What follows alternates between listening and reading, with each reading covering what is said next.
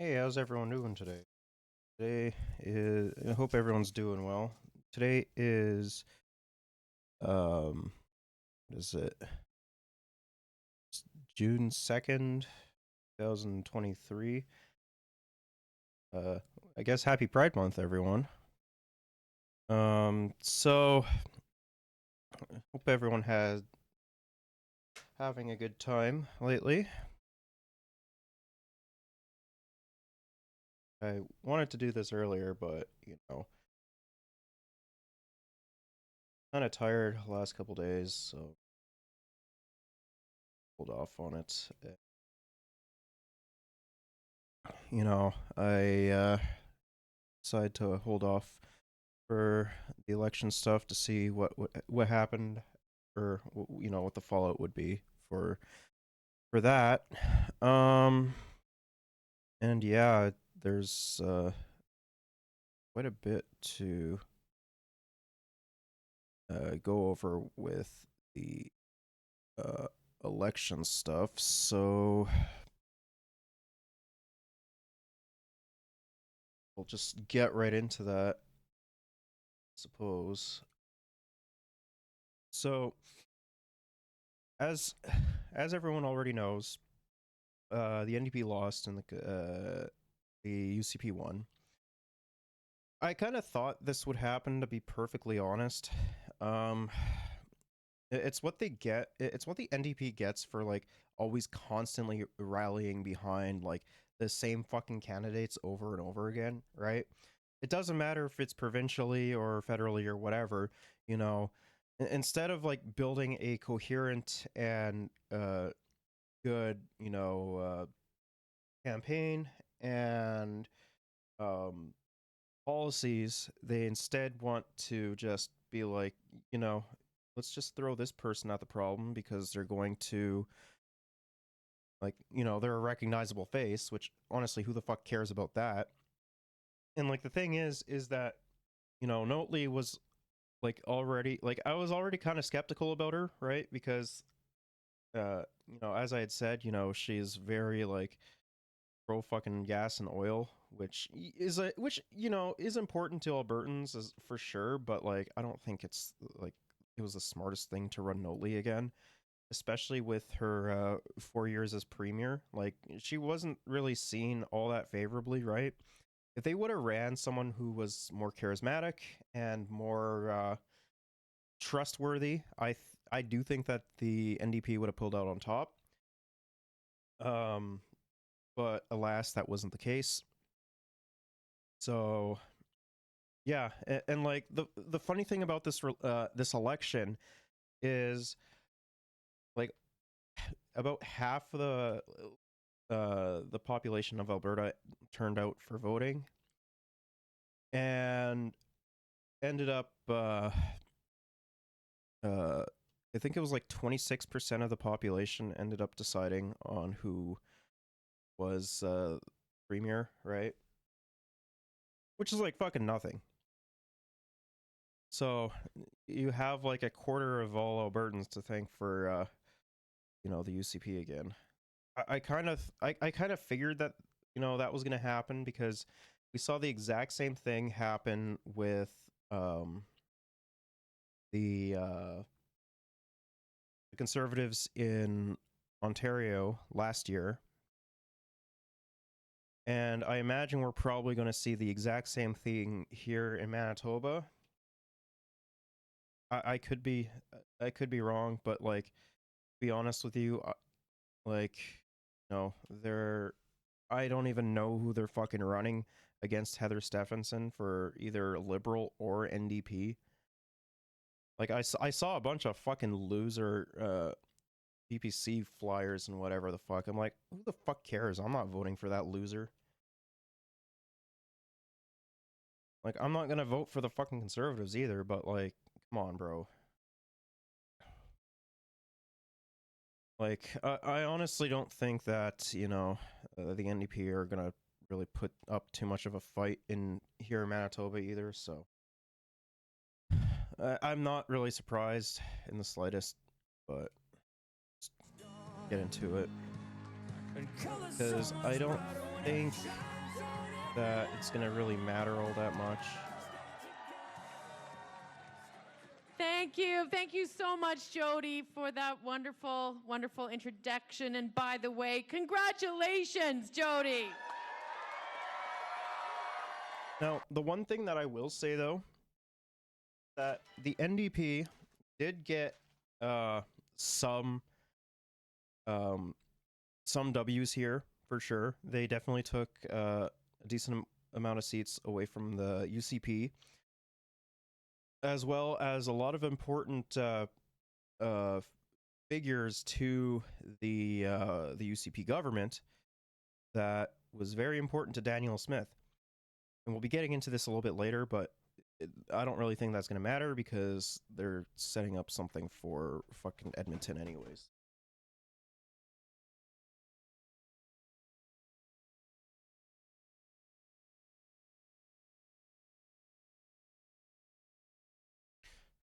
Yeah. But yeah, it's, you know, there is good to come out of this, but, you know, I don't think it was the what a vast majority of Albertans wanted. It was only really a small amount.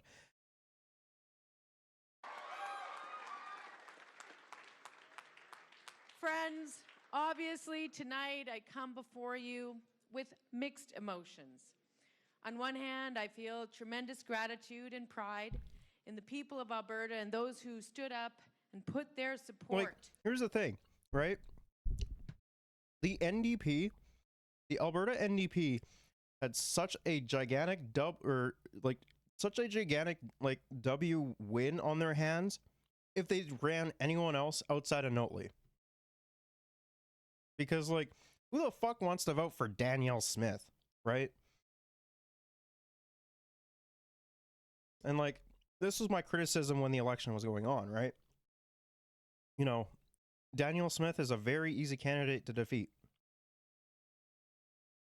And the fact that they ran, like, the most disliked NDP leader imaginable in Alberta is insane to me. Behind building a better future.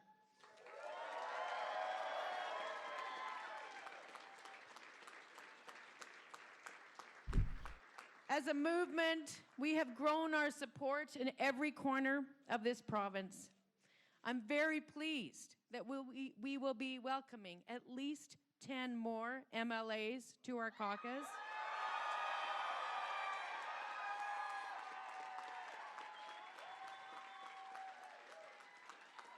Who will form part of the largest official opposition this province has ever seen in its history. Bro, she is like huffing so much copium right now. And that as a party, we earned the largest percentage of the popular vote in our party's history.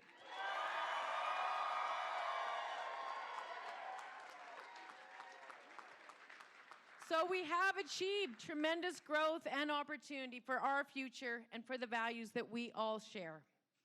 However, tonight, I also know that we are all very deeply disappointed in the overall result. We had all hoped for a different one. Moments ago, I called Premier Danielle Smith to concede the race, and I congratulated her party on their victory. Bro, you already know that Danielle Smith would not have done that. Like, there is no shot if she lost, she would have conceded.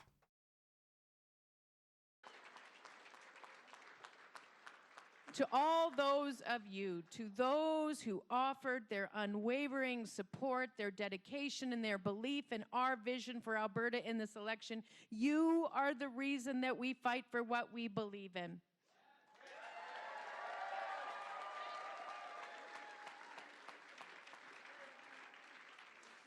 And to our candidates all across this province, congratulations on your campaigns, successful or not. You have all demonstrated tremendous leadership. I have spent the last few months being so inspired by your dedication, by your heartfelt commitment to standing up for Albertans without a voice, for your honest belief that we can and will come together to be better. I commend your integrity and your perseverance and your unparalleled work ethic. And I will never, ever, ever stop being deeply grateful for your decision to join our team. So thank you to all of you.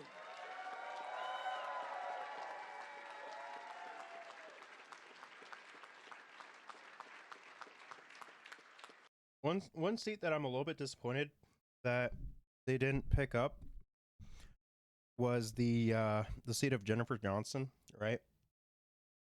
So keep in mind that that party has those beliefs, right? Like honestly, I honestly think like at this point, it's going the UCP is um essentially the Florida of Canada. Like I know it was gonna piss some people off, but like it's true. And to those new MLAs, I say to you, welcome, congratulations. Get some rest tonight and then get ready to get right back down to work.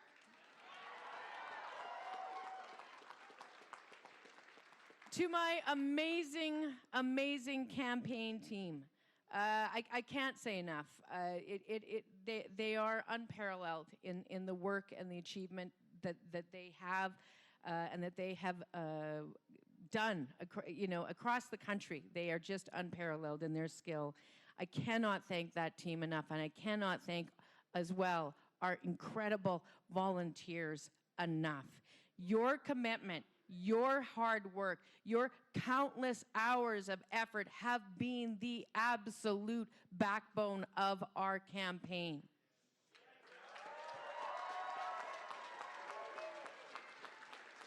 You've all shown incredible dedication and passion, and I am forever grateful for your support.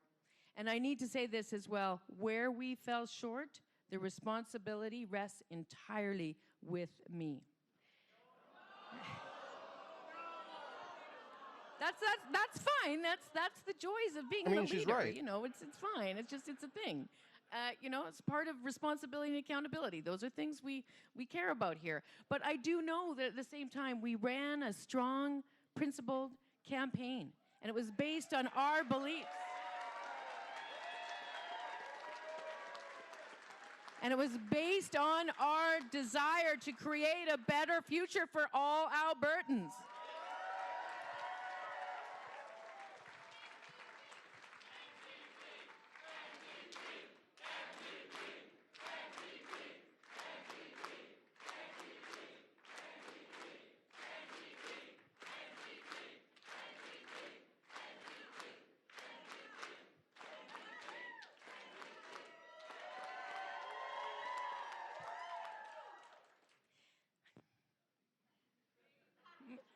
And to my family, these guys, thank you to the four of you for standing by me in this often very crazy journey.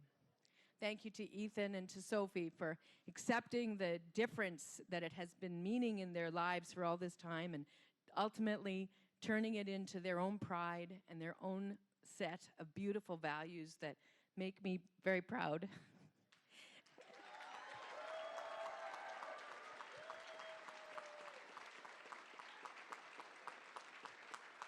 And thank you again.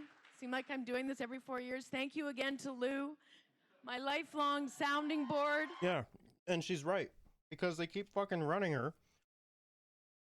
She only won once, and she only had a 4-year term. Like, it's so stupid how they, how the NDP always just runs like the exact same fucking like figureheads and expect different results, right? Like, so dumb. Because like, and like I have like this criticism extends also to um, the uh, the federal NDP as well, right? It's like Singh has been the leader for how long now, and realistically, he hasn't really changed all that much, or like swayed all that many people to come join the NDP, right? Like I personally like Singh a lot, but I don't think he's the candidate to convince more people to vote for him. It's the same thing with Notley and the Alberta NDP.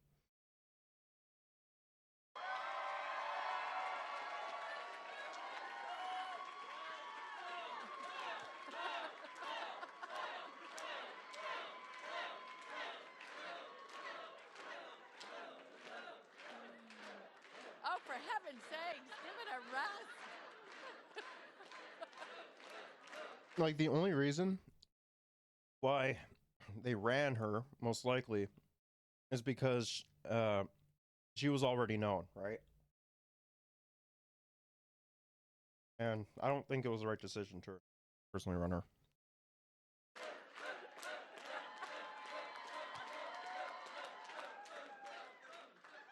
Anywho, lifelong sounding board, sparring partner, and apparently personal cheerleader, but also occasionally for me, all wrapped up into one. And also, Lou, thank you very much for mopping the kitchen floor today. That was awesome.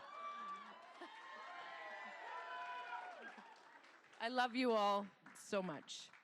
Now, although we did not achieve the outcome that we wanted, we did take a major step towards it. The unprecedented growth of our party through this campaign is a warm light, one that gives me a lot of optimism for the work to come. My friends, let me be clear, now is not the time to let up. Now is the time to step up. Right. She's 100% right.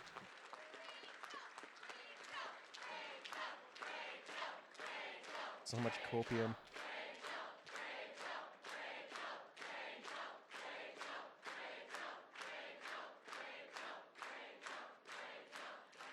Now is the time for us to do the work that has been asked of us. It is my honor to serve as your leader, and it is my privilege to continue to serve as leader of the official opposition.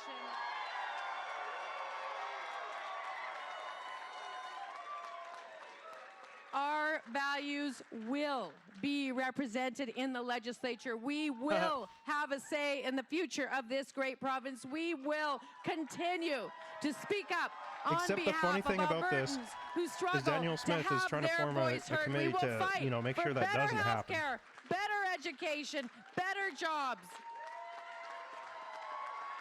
And my friends, we will be unequivocal in our demand for respect for the rule of law and an unqualified belief in an unqualified belief in the human rights and basic dignity of all Albertans.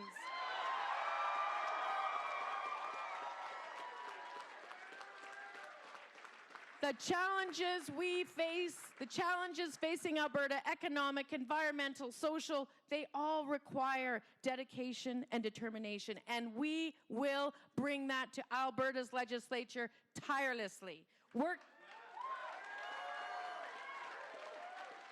We will never stop working to rebuild our public health care, to support the well-being of our communities, to protect our mountains, our pensions, and our kids' education, all while ensuring we have an economy that works for absolutely all Albertans.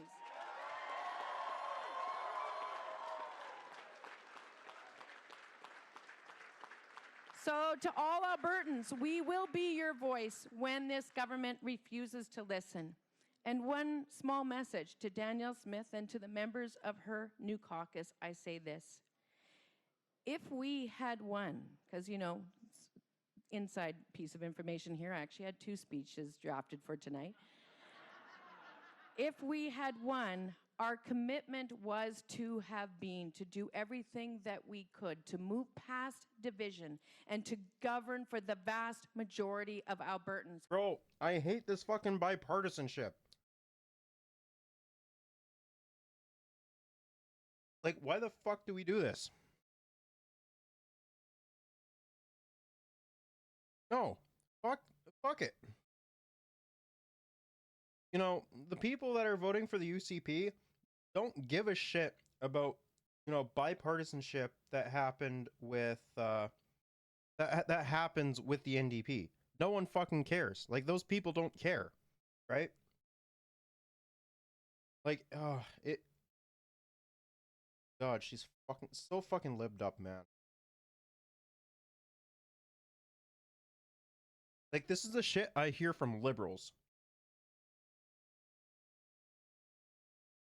To be practical and pragmatic and to listen to all voices.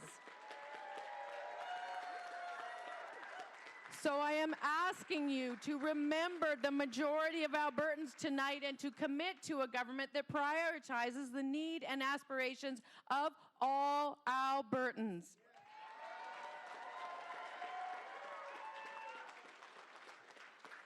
So in conclusion tonight, my friends, I just want to say I am so proud of the work that every single solitary member of our movement, of this NDP, has done over the last 4 weeks. Together, we fought passionately for a better future, and I am so very, very proud to be the leader of this party. Thank you all very much. Thank you all. Thank you. So much Thank copium. you.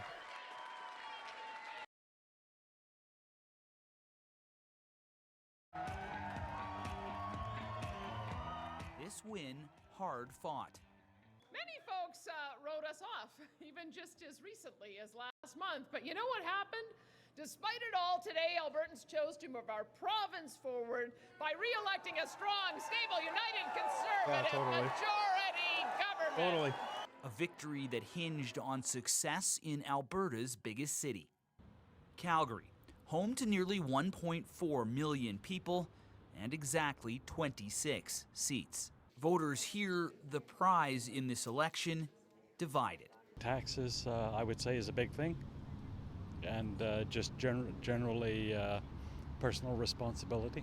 Everyone's equal rights to education and healthcare and whatnot, and so I feel very strongly about that. I don't want stupid people leading my governments. Bro, what are you talking about?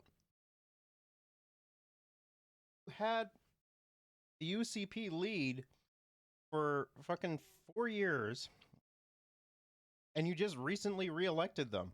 Like, you know that dumb motherfucker most likely voted for the fucking UCP, right? Like, come on, bro. Like, you can't get any dumber than Danielle Smith. Signs of this election everywhere in battleground Calgary. The NDP kicked off their campaign here. My name is Rachel Notley, and I am running to be your premier. The UCP did the same. At its heart, this election is a choice between moving forward or going back. Both leaders spent much of the home stretch of their campaigns here too. Both parties promising hundreds of millions of dollars in spending in the city if elected. The UCP offering to pitch in on a new NHL arena, the NDP pitching to build a downtown university campus. A testament to just how important the province's biggest city is in this election. Everyone's said it, that's all anyone's talked about, and it is. It's important. That's where, most of the ridings that could go one way or the other are. Calgary voters not just picking a winner in their city, but charting a political course for the entire province. Attention put on Calgary during the campaign. What actually unfolded there tonight? Well, we don't know, the final count yet. Still a lot of votes to be counted. But right now what we can say is that the UCP are leading in more than half of the 26 ridings here in Calgary. So how does that compare to 4 years ago? Well, 4 years ago, the NDP only won 3 seats. So the NDP have made some gains during this election, but the UCP hung on. They did enough to fend off that NDP challenge and really to do enough to win battleground Alberta, or at least win enough to win this election. All right, Aaron Collins in Calgary, thank you. So let's bring in CBC's chief political correspondent, Rosemary Barton. Rosie, you've been on the air all day. This win for the UCP, what does it mean for the province and beyond the province for the rest of Canada? So I can actually answer this, right? What this election means for not only Alberta, but the rest of Canada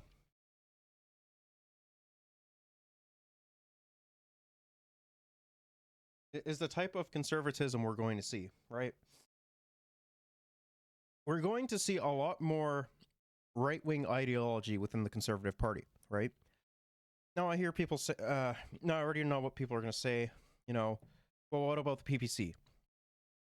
What about them, honestly? Like, the PPC is essentially just an extension of the Conservative Party. And if Poilievre loses federally, I do think that we're going to see an ideological fascist, right, within the Conservative Party, like how we see that with the PPC, right? So, you know, the Conservative Party will most likely keep getting more and more right as the years go on, especially if they lose again federally, that is. Provincially, like, they're essentially just all fucking fascists, right? They don't really care. But yeah, like, that's what's gonna happen. Yeah, this is a very significant win, first of all, for Danielle Smith, who has really reinvented herself again and shown that she does have control of this party for now anyway, with enough of a majority that caucus will. Yeah, but here's the thing. With the press progress report that we read a little bit ago, we essentially know who's pulling the strings in the UCP, right? You know, that fucking fringe loser group of Take Back Alberta. First of all, I want to ask you guys, what the fuck are you trying to take Alberta back from? Right? It's totally not like, you know, fucking liberal ideas are being pushed underneath a UCP government. So, like, if your ultimate goal is to make Alberta a fascist shithole like Florida, well, I mean, you're succeeding in that front, so, you know, doesn't really matter.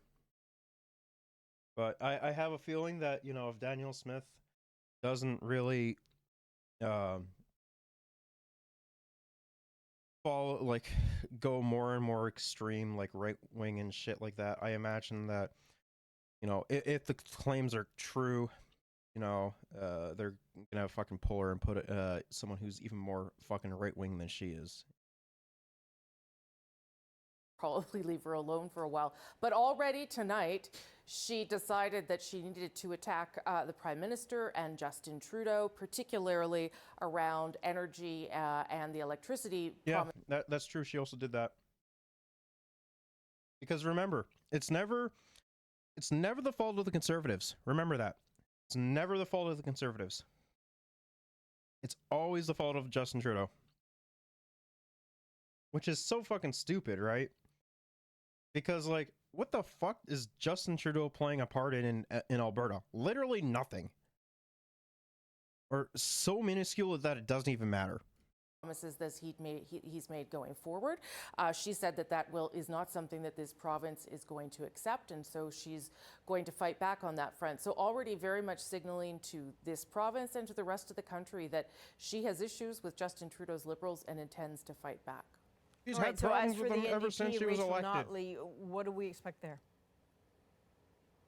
Yeah, I mean, Rachel Notley made gains, as you heard there from Erin Collins. She picked up seats, and she's now the longest-serving MLA. She's the official leader of the official opposition. She got the highest number in popular vote for the NDP. Those are all significant things for her and for the party. She has shown that the NDP is a real force to be reckoned with still in this province, and if she wants to stay on as leader, she will certainly be allowed to do that. I would say the one story. Honestly, I think that they should replace Notley as leader. Give someone else a chance, right? It doesn't matter that she's had a lot of experience. She can still be a fucking MPP, right? I think the best option for the NDP to run, in my opinion, in Alberta, would be a more like socialist candidate, right? Like it would be like the perfect counter towards the increasing and rising fascism within the Conservative Party, right? Story that we didn't expect tonight, Adrian, was the very, very slow count by Elections Alberta, and obviously some issues that they have yet to explain to the population and will have to in the days ahead, because there's no way that results should have taken this long. Okay, we'll be on it. Chief Political Correspondent. They're trying to steal the election, the NDP. Oh, I don't know what to tell you, brother. Smith and the United Conservatives are now up against the largest opposition in Alberta legislative history. 38 seats for the NDP means the UCP need to make sure they have almost every member present on any vote they believe the opposition may try to block. As for the political landscape moving forward, many political insiders say the province is quite divided, and the next few months post-election will determine if these divisions can be bridged. A slimmer majority and a strong opposition make it harder to push through I mean, Albertans face the exact same thing as every other province. Massive amounts of wealth inequality. You know, conservatives trying to privatize healthcare and making healthcare worse, like across the board. Yeah. Growing uncertainty of the economy, the higher cost of living, and all that. Like, for the most part, you know, outside of like people who have like brain rot like I do, it's going to be the exact like people don't really care about this stuff for the most part, and only want, you know, things like, say,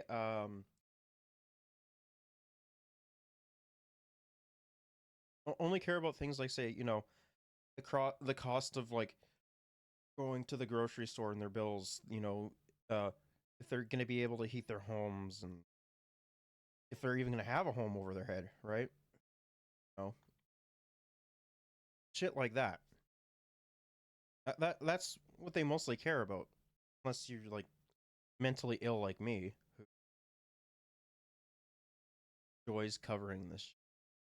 Controversial elements of an agenda, but after winning on election night, the UCP leader, now re-elected Premier Danielle Smith, did say she does want to listen to all Albertans, regardless of party affiliation, when deciding what's next. I invite all Albertans, regardless of who you supported in this election, to reach out to me with your ideas and your concerns and your questions. That feedback that you give me, positive and negative, helps make our UCP caucus and I to make better decisions. And that is what a healthy democracy is all about. She did her first media interview with Global News Radio Tuesday morning, where she doubled down on her battle with Ottawa. There's a big fight coming up. We've known for some time that in these next couple of weeks, that feedback that you give me, positive and negative, helps make our UCP caucus and I to make better decisions. And that is what a healthy democracy is all about. She did her first media interview with Global News Radio Tuesday morning, where she doubled down on her battle with Ottawa.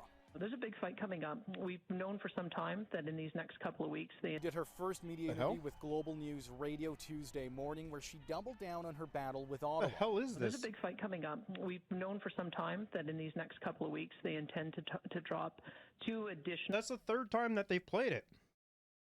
Come on, Global. I thought you were better than this.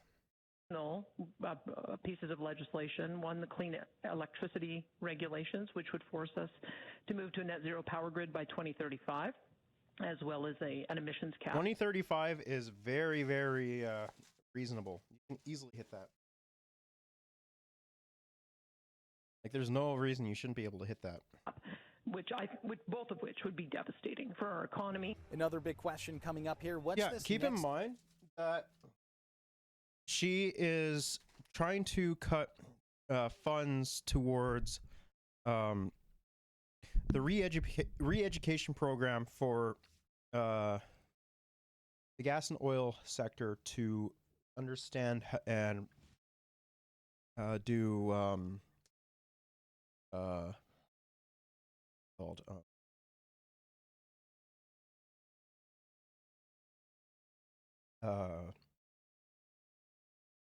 renewables.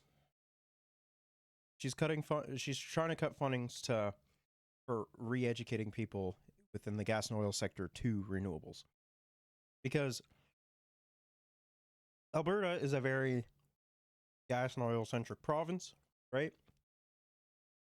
I do think that they should shift off of gas and oil into renewables, whether that be like, building solar panels, wind turbines, or stuff like that. But that's ultimately her plan. Cabinet going to look like? There's speculation it'll be smaller than the one that was in place previous, but with no obvious choice for Justice or Finance Minister, as we saw high-profile cabinet ministers like Travis Taves and Sonia Savage step down, and then we saw people like Tyler Shandro and Jason Copping and Casey Madu losing on election night. It's still all up in the air who is going to be in Smith and the UCP's next cabinet. Safe Kaiser, Global News.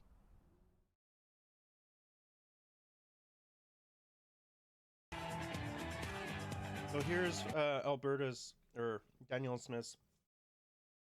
Well, thank you. Thank you, Alberta.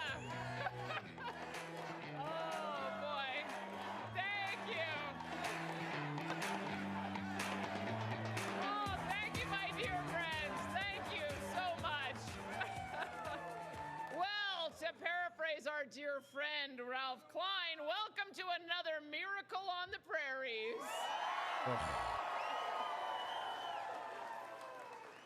My friends, this was the very definition of a hard-fought election. We faced the most expensive, fierce, and coordinated opposition and third-party political campaigns in provincial history.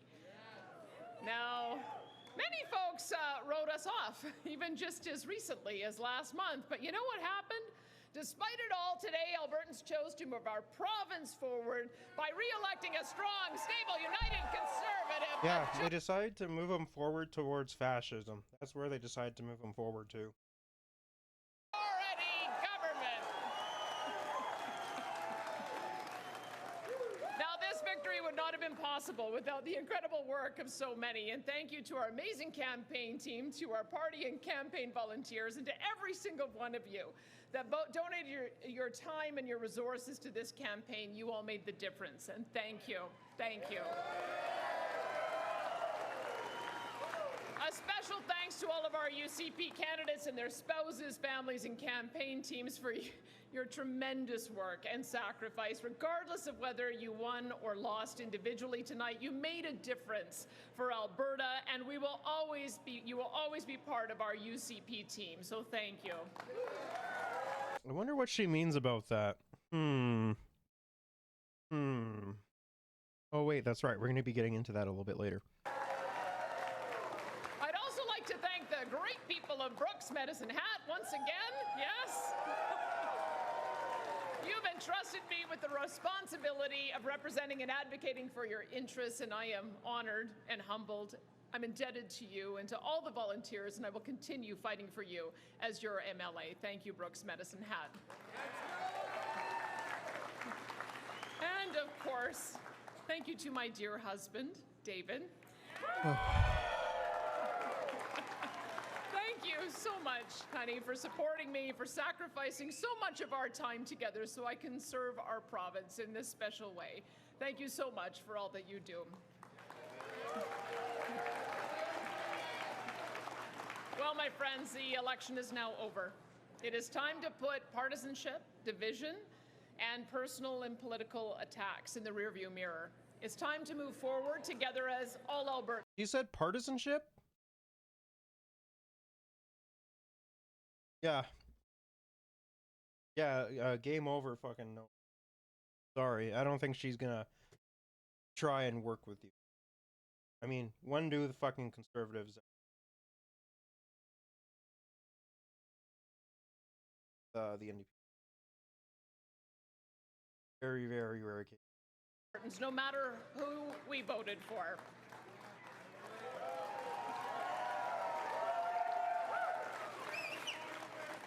And on that note, Rachel Notley called me earlier to concede the election with honor and with dignity. We all know about our differences of opinion, but I believe that Rachel Notley is a loyal Albertan who loves this province as much as I or anyone else. Yeah. And she is deserving of respect and kindness and gratitude for the thousands of hours she has sacrificed to serve our democracy. And I hope you'll join me in genuinely thanking her for her public service. And just as I would like to thank the hundreds of thousands of Albertans who voted for the UCP today, I want to speak for a moment to every Albertan who did not. I want you to know that my oath is to serve all Albertans, no matter how you voted.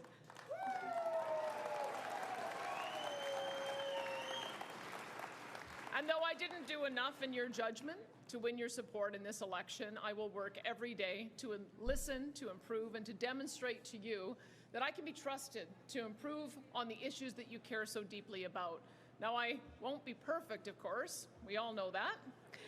But when I make a mistake, I will listen, correct course, and learn from it so that I can improve and become a better leader. And so I invite all Albertans, despite the fact that, like, literally 2 days later, she literally did, like, more fucking Nazi shit. Supported in this election, to reach out to me with your ideas and your concerns and your questions. That feedback that you give me, positive and negative, helps make our UCP caucus and I to make better decisions. And that is what a healthy democracy is all about.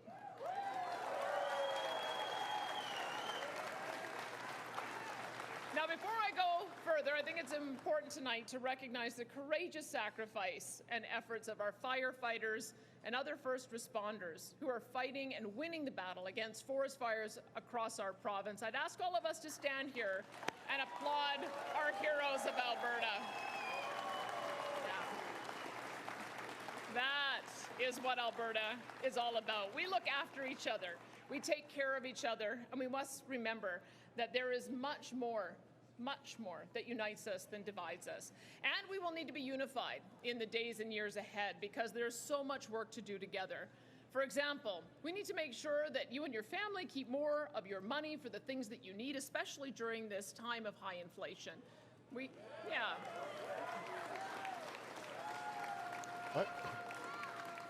We have to make sure that our communities and streets are safe again for our families and our businesses. I love this narrative that Conservatives push all the time. Like, oh, yeah, crime is up and everything. No, it's not up. Crime is actually at a historic low, right? Like, especially violent crime. And, like, whenever there's, like, a little uptick in fucking, I don't know, like, say, fucking theft from, like, Walmart or whatever the fuck.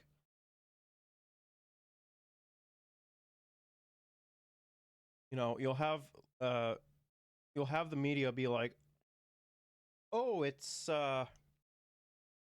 you know, it's, crime is way up.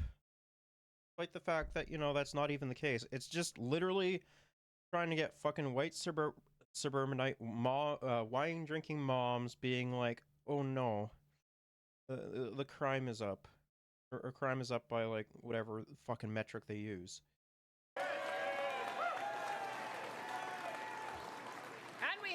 to keep powering and diversifying our amazing economy. And I want to tell every business owner and investor listening tonight, whether doing business inside or outside of Alberta, we are throwing our doors wide open for businesses, large and small.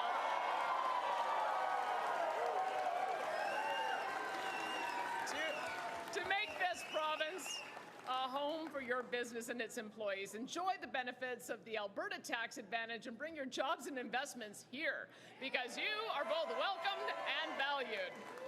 And to demonstrate that, the first bill of our government in the legislative session in the fall will be to guarantee that unless Albertans say otherwise by referendum, the only direction business and personal taxes are headed in this province is down. Yeah, mostly for businesses, not and like really rich people, not for, you know, working class people.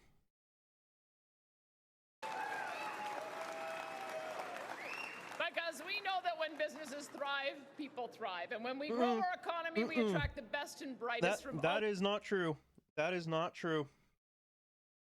Usually when businesses thrive, most people do not fucking thrive. If anything, for the most part, especially when it's fucking corporations, like, not fucking small businesses, you know,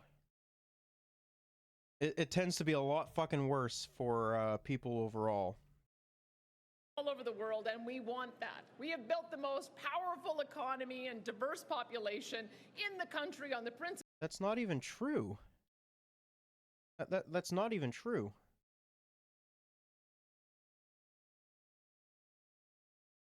I gotta check something.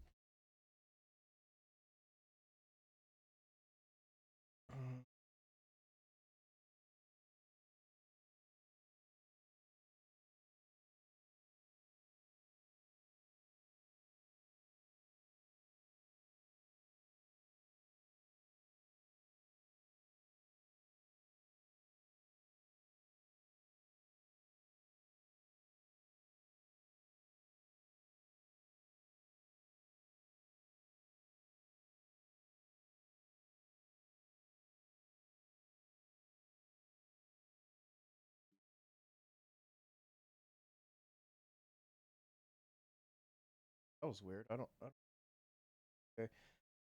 So, the best provincial economy in Canada is British Columbia. And let's take a look, and then followed by Ontario. Let's take a look at what the worst is, right?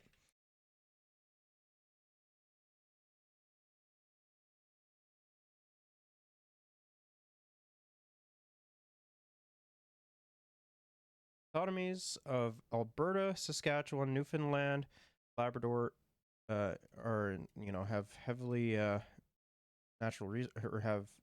heavily rely on natural resources.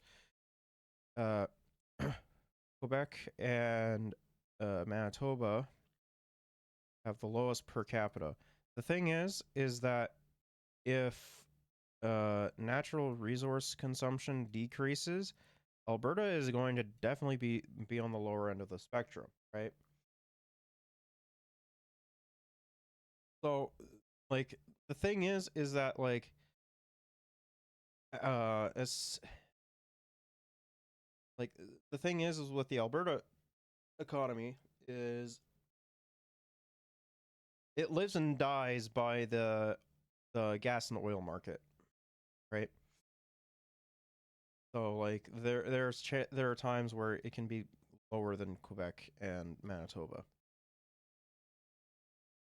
Principles of free enterprise, entrepreneurship, and economic growth. Let's not ever forget that, and let's not ever change that.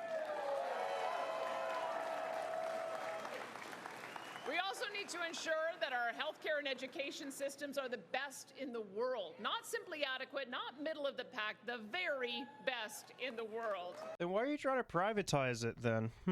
I wonder why. Because privatization of the healthcare sector only makes things worse. Look at America.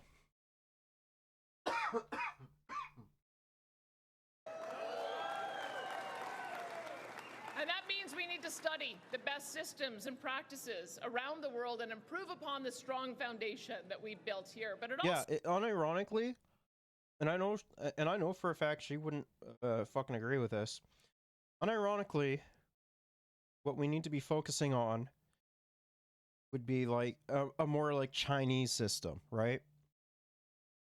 Because if we focused on that instead of like the dying American system that she thinks is, you know, so fucking great, you know, it would improve the quality of life for a fuck ton of people, right? also means empowering our doctors and nurses, teachers, and other frontline professionals, along with feedback from patients and parents to... Yeah, which is why you've been cutting a lot of funding towards those industries and individuals, right? Innovate and improve in these areas every single day. So I'm asking healthcare and education professionals tonight. I'm also asking parents and patients to work with me and the UCP caucus to build a healthcare system and an education system that are models for the entire world. I know we can do this together, and I am here to listen and to work alongside of you. And finally, my fellow Albertans, we need to come together no matter how we have voted to stand shoulder to shoulder against soon-to-be announced Ottawa policies that would significantly harm our provincial economy. Now, we have been made aware that in the coming weeks, Justin Trudeau is planning on bringing forward new restrictions on electricity generation from natural gas that will not only massively increase your power bills, but will also endanger the integrity and reliability of our entire power grid, which we rely on during our cold and dark Alberta winters. In addition, the Prime Minister is already ready to introduce a de facto production cap on our oil and gas sector that, if implemented, will result in tens of thousands of jobs lost, tens of billions in lost investment, damage our province's fiscal position, and bring economic hardship to Albertans. Now, I've made myself clear on this matter to the Prime Minister in person and in public, but I feel we need to do it again.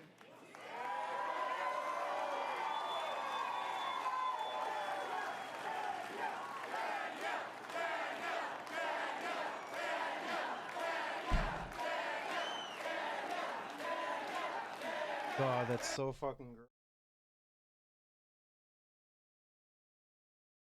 I just, ugh, ew. Well, hopefully the Prime Minister and his caucus are watching tonight. But let me be clear, this is not a road we can afford to go down. If he persists, he will be hurting Canadians from coast to coast, and he will strain the patience and goodwill of Albertans in an unprecedented fashion. That's not even true, though. And as like, she does know that few ridings in Alberta voted for the Liberals, right? I cannot, Last under any election, circumstances, allow these contemplated federal policies to be inflicted upon Albertans. I simply can't, and I won't. Like she's crying over nothing, right? And sometimes I think it'd be a little bit funny if Justin Trudeau was just like a smidge authoritarian over dumbass premiers like this, right? Just a little bit.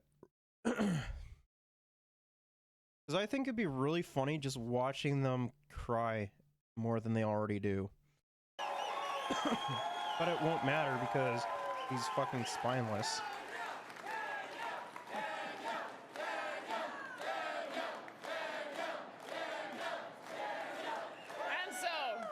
And so I invite the Prime Minister to instead halt the introduction of these harmful policies and come to the table in good faith to work collaboratively with Alberta on an energy and emission strategy that will both grow the Alberta and Canadian... I mean, it's not like he hasn't tried to.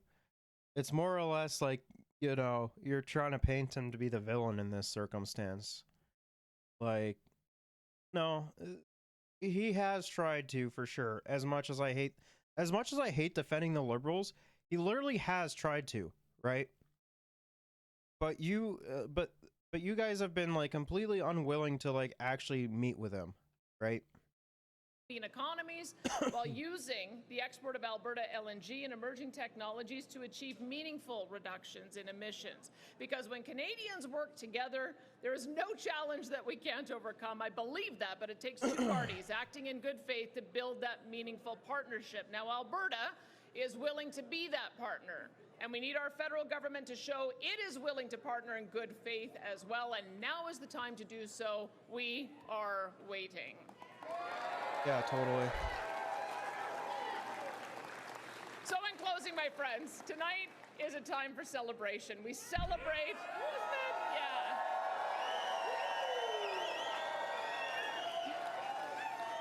We celebrate the candidates that won their election races and the efforts of those who did not. We celebrate the commitment to democracy of all volunteers and supporters, regardless of party affiliation. And we celebrate those who have sacrificed to secure and protect our right to vote and be a free and prosperous people. And we celebrate this beautiful province and all who live here. Cap. Cap. This uniquely special place where the best and brightest come from every corner of the world to join us in building one of the greatest places on earth to live and work and raise our families. No. The best and bright. I'm sorry to burst your bubble, but the best and brightest do not go to Alberta. They they go one of two places in Canada. They either go to Ontario or they go to BC. It's one of the two. Provided if they decide to come to Canada at all. And where the only things that are larger than our mountains is the compassion and irrepressible spirit of our people. From the bottom of my heart, thank you, Alberta, and may our province remain forever strong and free. God, she's so bad. Thanks, good night, guys. So fucking. Welcome back to Alberta. With me from Calgary is Premier Danielle Smith. Premier Smith, congratulations. Thanks, Donna. You know, you said in your speech last night your oath is to serve all Albertans, no matter how they voted. You were shut out of Edmonton, though. You lost seats to the NDP in Calgary, including some of your top cabinet ministers, and you did run some pretty negative attack ads during the campaign. Is that all really behind you now? Well, I would say that I was on the receiving end of a pretty negative advertising campaign for not just the duration of the election campaign, but for several months. I've always tried to keep my campaign very positive, focused on moving Alberta forward, and I think that's what people voted for. We got almost 53% of the vote, and so I think people wanted to see us continue with jobs, economy, investment, affordability, the reforms that we've made on public health care, and of course our approach to public safety and mental health and addiction. And I think that was the message that resonated with people. That's the message that I got. I guess what I'm asking about is the partisanship. Is it over? Well, when you have a 4-year mandate, you have an opportunity to govern and to reach across the aisle. And I especially want to work with our frontline healthcare and education professionals, because we've got a lot of work that we need to do. We had some disruption in education in the last few years. We know that there's a mental health crisis as well among young kids. We have a new curriculum that we want to implement, and we've already started making some great strides in healthcare. We want to continue that. The next big push, of course, is making sure that everybody has access to a family practitioner. And so I'm really hopeful that we'll be able to work with the front line to be able to address those needs of Albertans. The first policy point you made in your acceptance speech was that you're not going to raise taxes without a referendum. Where are you going to raise the money to improve things like healthcare and education? One of the things that we discovered is that by reducing tax rates, you could actually increase revenue. We brought our tax rate from 12% down to 8% on our job creators, and investment flowed into our province. We now have more corporate income tax than we have in our history, and that's going to be our message, is Alberta's open for business. Alberta is calling. We want to continue to have jobs and investment and people coming here, because as we grow our economy, that grows our revenues, which will allow us to continue to meet those priorities of Albertans. And I'm looking forward to that continuing, and I think that's what Albertans voted for last night. The 2023 budget, I think, was based on oil being at $79 a barrel. Today, it's down to less than $70. Are you confident you can keep all your spending promises?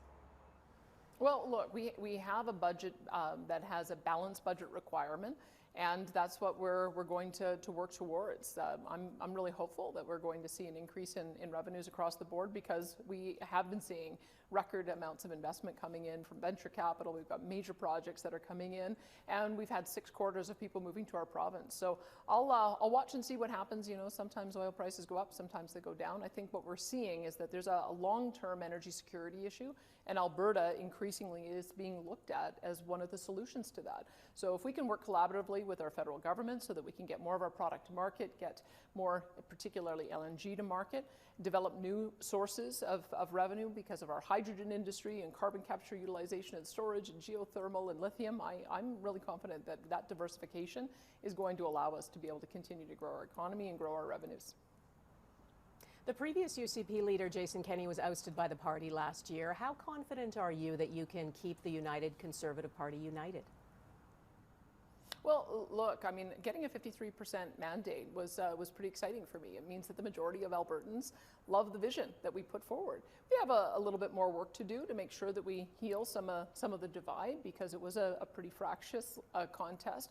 But I'm really confident, because I've got representation from Fort McMurray and Grand Prairie, Red Deer, Medicine Hat, Lethbridge, Calgary, and the area around Edmonton. I think we're going to put together a really diverse cabinet that's going to represent the interests of all Albertans. And I think people will judge me based on not only the 7 months I've had to govern, but also as I continue going forward. I think people are pretty excited about what we're going to be able to do over the next few years. So here's the thing, right? First of all, venture capital has not been coming into Alberta. If anything, it's been leaving Alberta. She doesn't give a shit about the frontline workers. Because, you know, the frontline workers have been telling her exactly what can improve the situation that they're currently going through, and you know the UCP is not listening to them. What else is new? So you know, she's just trying to destroy the fucking the Albertan economy. Have you heard from the folks at Take Back Alberta, such as David Parker, who you know takes credit for getting you into the leadership? Oh, 100% she has. No, I have heard from all kinds of members. I've been on the campaign trail now for over a year, because I've been doing my leadership, and then there was a by-election, and then of course we've had the general election. And at the moment I've got a new mandate. I've got a new job, and that's the job to be Premier for all Albertans, and that's what I'm focused on doing. But you know, Take Back Alberta takes credit for getting you into the leadership. I'm just asking if you've heard from them, if they said, "Good job, Danielle." Well, you know what? Leadership contests are one thing, but then when you get a mandate from the people, you've got to govern for all Albertans. I mentioned that last night in my speech. Yeah, I meant no, it, and it's part she of the reason hasn't. why we're going to continue focusing on the things that I know I got a mandate for, and that was moving Alberta forward and making sure that our economy stays strong, so that we can address the priorities of Albertans. That's what I'm going to be laser focused on doing. Well, there are moderate Conservatives in Alberta who did vote NDP, who worry about who is controlling the UCP now, who fear it could be moving too far right. What can you say to reassure those moderate Conservatives? Well, I would say we didn't lose that much in our popular vote. It was 55% last time around. Well, here's the thing. The percentage that she's going to most likely say is like, what, 53? That's actually a decent amount of people, right? And that's not even including the fucking dumbasses who voted PPC, right? It was 52.5% this time around. I think what has actually happened in Alberta is that the left has consolidated around a single party, which is the NDP. So we're now really a two-party province, and that means. Does she really think that fucking libs are left? Like what?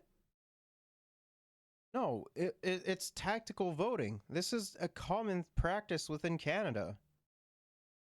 Like leftists, or I should say NDP voters, because a good chunk of leftists end up voting for NDP, because like the Communist Party, let's be real with ourselves, is a fucking joke. It has no chance of actually fucking winning. So, you know, we vote like the most logically, which is NDP, and Liberals will also vote NDP as well because of tactical voting. Right? It wouldn't make sense for liberals to vote liberal in when they can vote NDP if the NDP has a chance of winning a riding or a premier. That we're going to face a pretty fierce and unified opposition, and that's how democracy works. We're going to put our ideas forward, they're going to test them, and hopefully we'll be able to make better decisions as a result. I know you spoke to the Prime Minister, I think, today. How did that conversation go? About as good as Well, I thanked him for the work that he has done with us on helping to fight forest fires. We've had our worst spring forest fire season in our history, over 1 million hectares burned. We had several communities, up to 35,000 people evacuated. We still have a new emerging crisis in Fort Chip with a fire there that's threatening the community. And one of the things that occurred is that the Prime Minister gave us military personnel to be able to help with that. So we've had up to 4 companies, 400 people who have been helping us with the fires, and he's extended that as well. And I'm grateful to him for it, because some of those rural, remote communities are hard to reach, and I'm going to work with the Prime Minister where I can. I also told him that I want to reset our relationship and hope that we can move forward together with an aspiration of being carbon neutral by 2050, and work together to make sure that there are no decisions made at the 2035 is plenty of time. You just have to start now. Federal level that will impair or impact our oil and natural gas industry. And so we'll see how that relationship unfolds, but I did let him know that I think we're all better off when Alberta is allowed to thrive, because when we do well, the rest of the country does well. And that's the spirit that I'm going into this new not mandate necessarily. with. All right, Premier Danielle Smith, thank you. I love the massive amounts of huffing copium that prairie provinces love to do. Like, I hear it from people from from Manitoba all the way to Alberta, and some in Ontario as well. You know, I love it when, like, oh, you know, if we did fucking Wexit or whatever the fuck, you know, the Canadian economy would be on its last legs. I'm like, no, that's not how that fucking works. Anything, it will probably be disastrous for those countries that left, right? Because yeah, sure, like the only like bargaining power that you have is like fucking natural resources and then like some farming shit.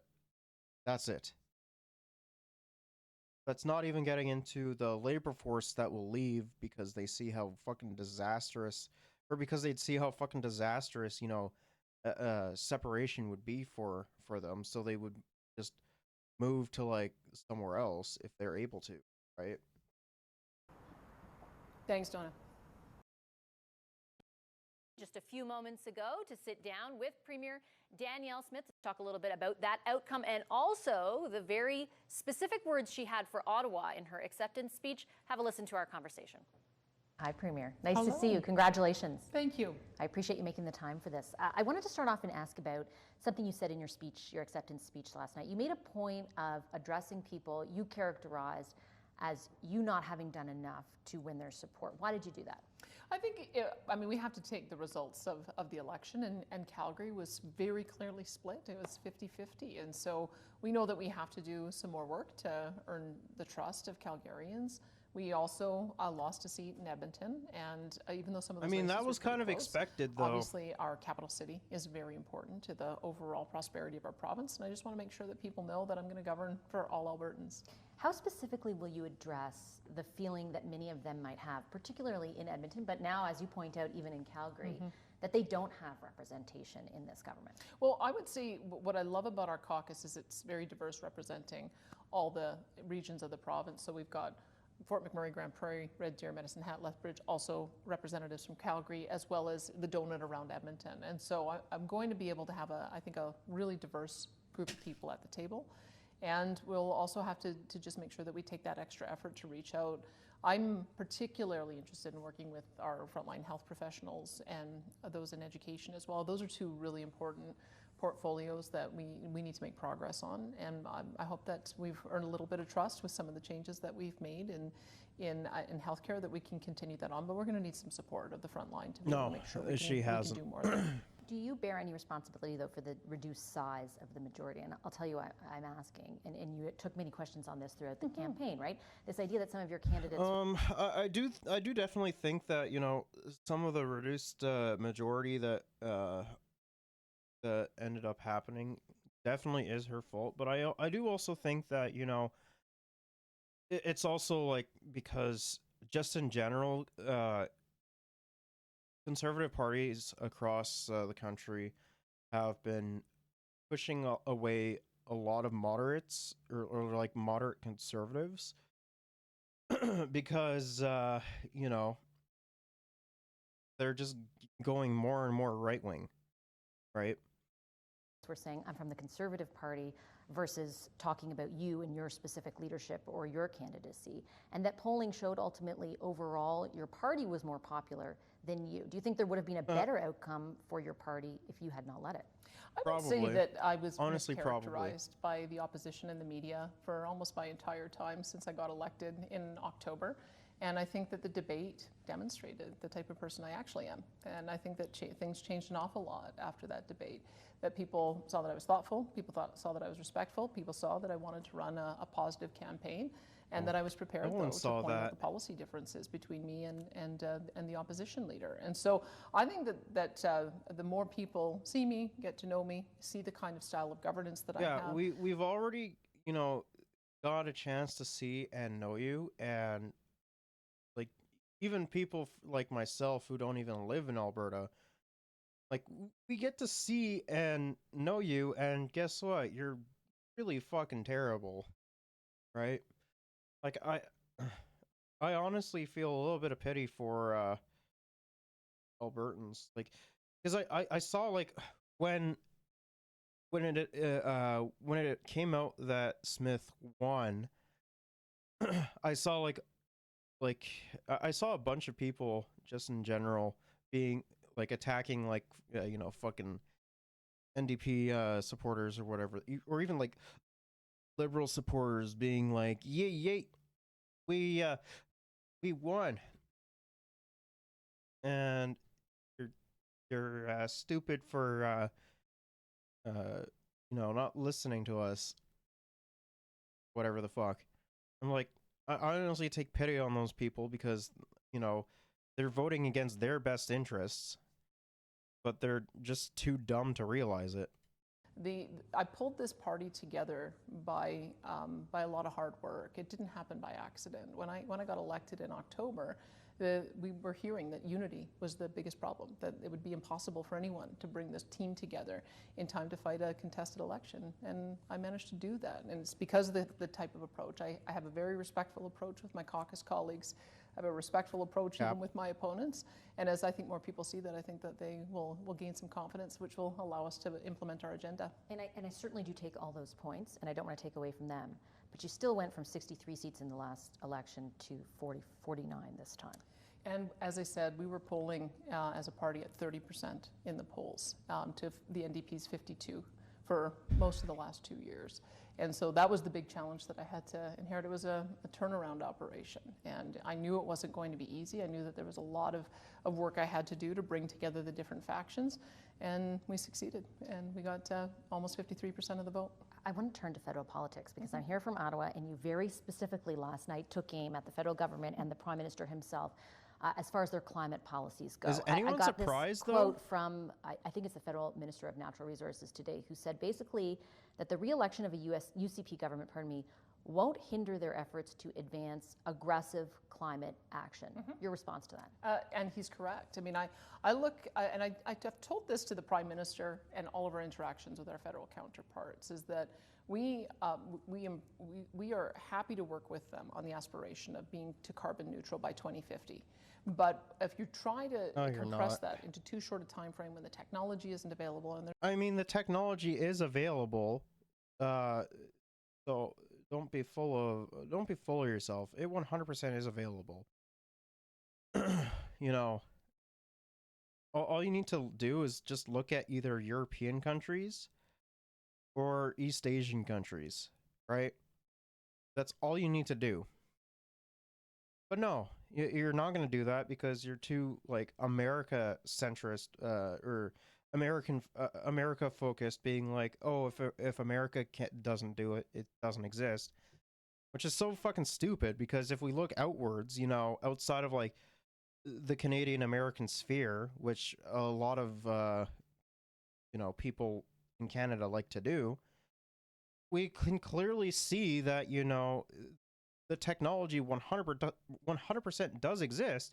It's just that dumbass conservatives and liberals, for that matter, you know, break fucking their promises when it comes to climate and whatever, or just flat out don't fucking care because they're too because they're getting fuck tons of money from lobbying in you know, to keep fucking pumping out natural gas or fucking gas and oil. There's not enough time to do it. It results in production caps. So it's a lie. When they've put forward ideas of a 30% reduction in emissions in fertilizer or 42% reduction in emissions on oil and natural gas, when they started talking about just transitioning oil and natural gas workers completely out of existence, and when they brought through a proposal for a net zero power grid by 2035, which even the Saskatchewan NDP says is unachievable. Those are No, I don't think. It 100% is achievable. We literally just have to set our minds to it. But it won't really matter because, you know, people like yourself will always be bitching and moaning that's too expensive because they're getting fuck tons of money from big oil. Like, you yourself used to be a fucking oil and gas lobbyist. So yeah, it doesn't seem like there's any fucking conflicting interests there to me. Like, it's stupid to say that, you know, it's unattainable, right? So we just might as well continue fucking pumping out as much oil and gas as we can, right? Like, don't be ridiculous. the things that we have to fight back against, and I want to work with them on an achievable target. You don't. And I'm happy to aim to meet that aspiration of 2050, but they can't be working towards shutting down our industry. We just won't stand for that. When you say that you won't stand for it, though, can you be specific about what you're prepared to do to stop it? Because the impression I was left with last night and in other comments that you've made is that you're raising expectations about that, about being able as a provincial government to stop some of those federal policies from going through. What are you prepared to do? Well, I would say that I've seen other premiers taking a similar posture. You've got Saskatchewan Premier Scott Moe, who has been just as aggressive in saying that we've got to manage our economies for what makes sense. In his case, Saskatchewan, in our case, Alberta. You have the Atlantic premiers now talking about clean fuel standards as well as the carbon tax as being unaffordable. And so I think that part of what my initial steps was educating the rest of the country about how our country is supposed to work. The federal government isn't supposed to sit on high and pass edicts in every area of provincial jurisdiction and have us just... Well, no, they're not supposed to, but, you know, they can introduce things that, you know, provinces will have to listen to. That's kind of how that works. And we already know for a fact that, you know, she does the exact same fucking thing when it comes to, like, the municipal level, right? Which tends to be a lot more conservative just in general. So they're more willing to follow her fucking lead. And she's like, yeah, no, do this or else, you know, you're going to be sanctioned or some fucking dumb shit like that. Sit back and take it. Our confederation is supposed to work where we have areas of jurisdiction and autonomy for good reason, is because the resource endowment in each province is different, the ability to generate electricity from different means is different. These are the reasons why our founders said that those things should be provincial jurisdiction. And so I think I can work collaboratively with the federal government because we are already leaders in carbon capture, utilization, and storage. We want to build out a net zero transportation sector using hydrogen. We have the ability to have vast geothermal resources brought on stream. And with British Columbia agreeing to a couple of additional LNG projects that allows for us, I think, to reduce emissions globally by exporting our clean LNG. I think that we can work collaboratively, and that's what I've asked the Prime Minister. I said I'd love to reset our relationship. I'd love to be able to work together on things that we can agree on, because I don't think the country benefits by seeing Alberta shut its economy down, and I think the country benefits when we do well. But ultimately, you won't be shutting down your fucking, like, the whole thing that the federal Liberals are trying to do is trying to, like, slowly wean Canada off of fossil fuels into green energy, right? And the thing is that you're not willing to, like, work together with him, first of all, and secondly, like, you know, the future, like, future economy and, like, economic growth will definitely be more green orientated rather than fucking oil and gas based, right?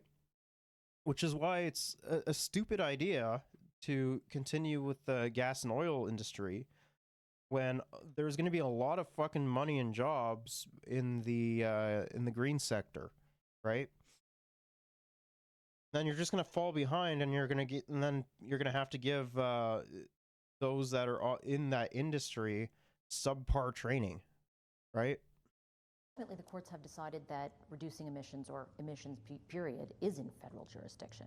So if they decide, for example, to go ahead with the emissions cap, is that something you're willing to invoke the Sovereignty Act over? I'm just trying to gauge exactly how far, because when you point to the Atlantic premiers, yes, they get together, they release a press release. Yeah. Beyond that, they're not doing something tangible. Are you prepared to do something more tangible, and if so, what? Well, my read of the Supreme Court is that if two levels of government recognize something's a priority and one wants to take action and the other doesn't, they're going to defer to the jurisdiction that wants to take action. That's my read on the carbon tax, is that we went to court and we both agreed that we had to do something about climate change, and the federal government said they wanted. Yeah, the funny thing is that the carbon tax wasn't even, like, initially proposed by Justin Trudeau. It was actually initially proposed by Rachel Notley. So you're wrong on that front. And, like, the carbon tax, like, if anything, it's more beneficial to average everyday Canadians because they actually get carbon tax rebates compared to the corporations who get, like, a little tiny fine, right? And the Supreme Court sided with them. We are not going to cede jurisdiction on emissions reduction. That is our area of jurisdiction. That's why I put forward the emissions. Resources are, but emissions aren't. It's a joint responsibility, and I believe that the federal government, I believe that the Supreme Court will defer to us on it because they're connected. No, they won't. If you have an emissions cap, are you going to the Supreme Court? Is that ultimately what you do? Well, I'll tell you, if you have an emissions cap, the Supreme Court won't rule in favor of her because they already ruled against her like once or twice already, right? So chances are is that they're going to rule against her again. So aggressive that it results in a production cap, that does interfere with our jurisdiction, and that's what I think that their aggressive targets are. It doesn't and interfere with that. It may ultimately be up to the court to have to decide this, and I think we'll win. I think if we talk about how we're developing our resource in conjunction with the First Nations, dealing with in a serious way with emissions, also making sure that we're addressing the environmental issues, bringing forward the issues of energy security. Despite the fact that, you know, when it came to, like, things like, say, the Indian Act, like, she completely avoided, like, literally everything it had to come down to with, you know, laws like that. Like, she's broken so many fucking laws, man. And affordability, reliability, I think the court will side with us. I think it's a different debate. No, they won't. I don't think that they will side with you. They've shot down a lot of other things you brought to them. Different discussion now that we have a global energy crisis, and now that we have a Canadian-wide, maybe even North America-wide affordability crisis. I do not believe that the Supreme Court would agree that increasing the cost of electricity and home heating on seniors in the middle of winter is something. Yeah, you want to know who's responsible for that? Fucking landlords and banks. That's who's responsible, as well as the gas and oil industry. That's who's responsible for that. Like, the Liberal government has literally nothing to do with that. Like, as much as I fucking hate the Liberals, they have literally nothing to do with that, right? It's landlords and the banks being raising fucking rent or mortgage, and gas and oil companies be using the fucking war in Ukraine to justify price hikes. That's who's responsible for it, right? Something that they ought to side with. Do you We're have going to find a legal way of doing opinion? it. Do you have a legal opinion to that effect? We're going to work on it. And just bluntly, I have No. 2 seconds. Are you prepared to invoke the Sovereignty Act over this I have issue? always said that the two things that I could foresee using the Sovereignty Act on is if the federal government came through with an aggressive emissions cap on fertilizer and an aggressive emissions cap on oil and gas that would essentially result in production limits. Yeah, but it doesn't matter because the fucking Sovereignty Act is unconstitutional. So, you know, even if you bring it to the Supreme Court, I think they're gonna shoot it down. Shoot down what she's. But we begin here in Alberta, where Danielle Smith has clinched a majority United Conservative government. Just over 1 hour ago, I spoke to the Premier about her plans for the province and the fight she's waging with the federal government.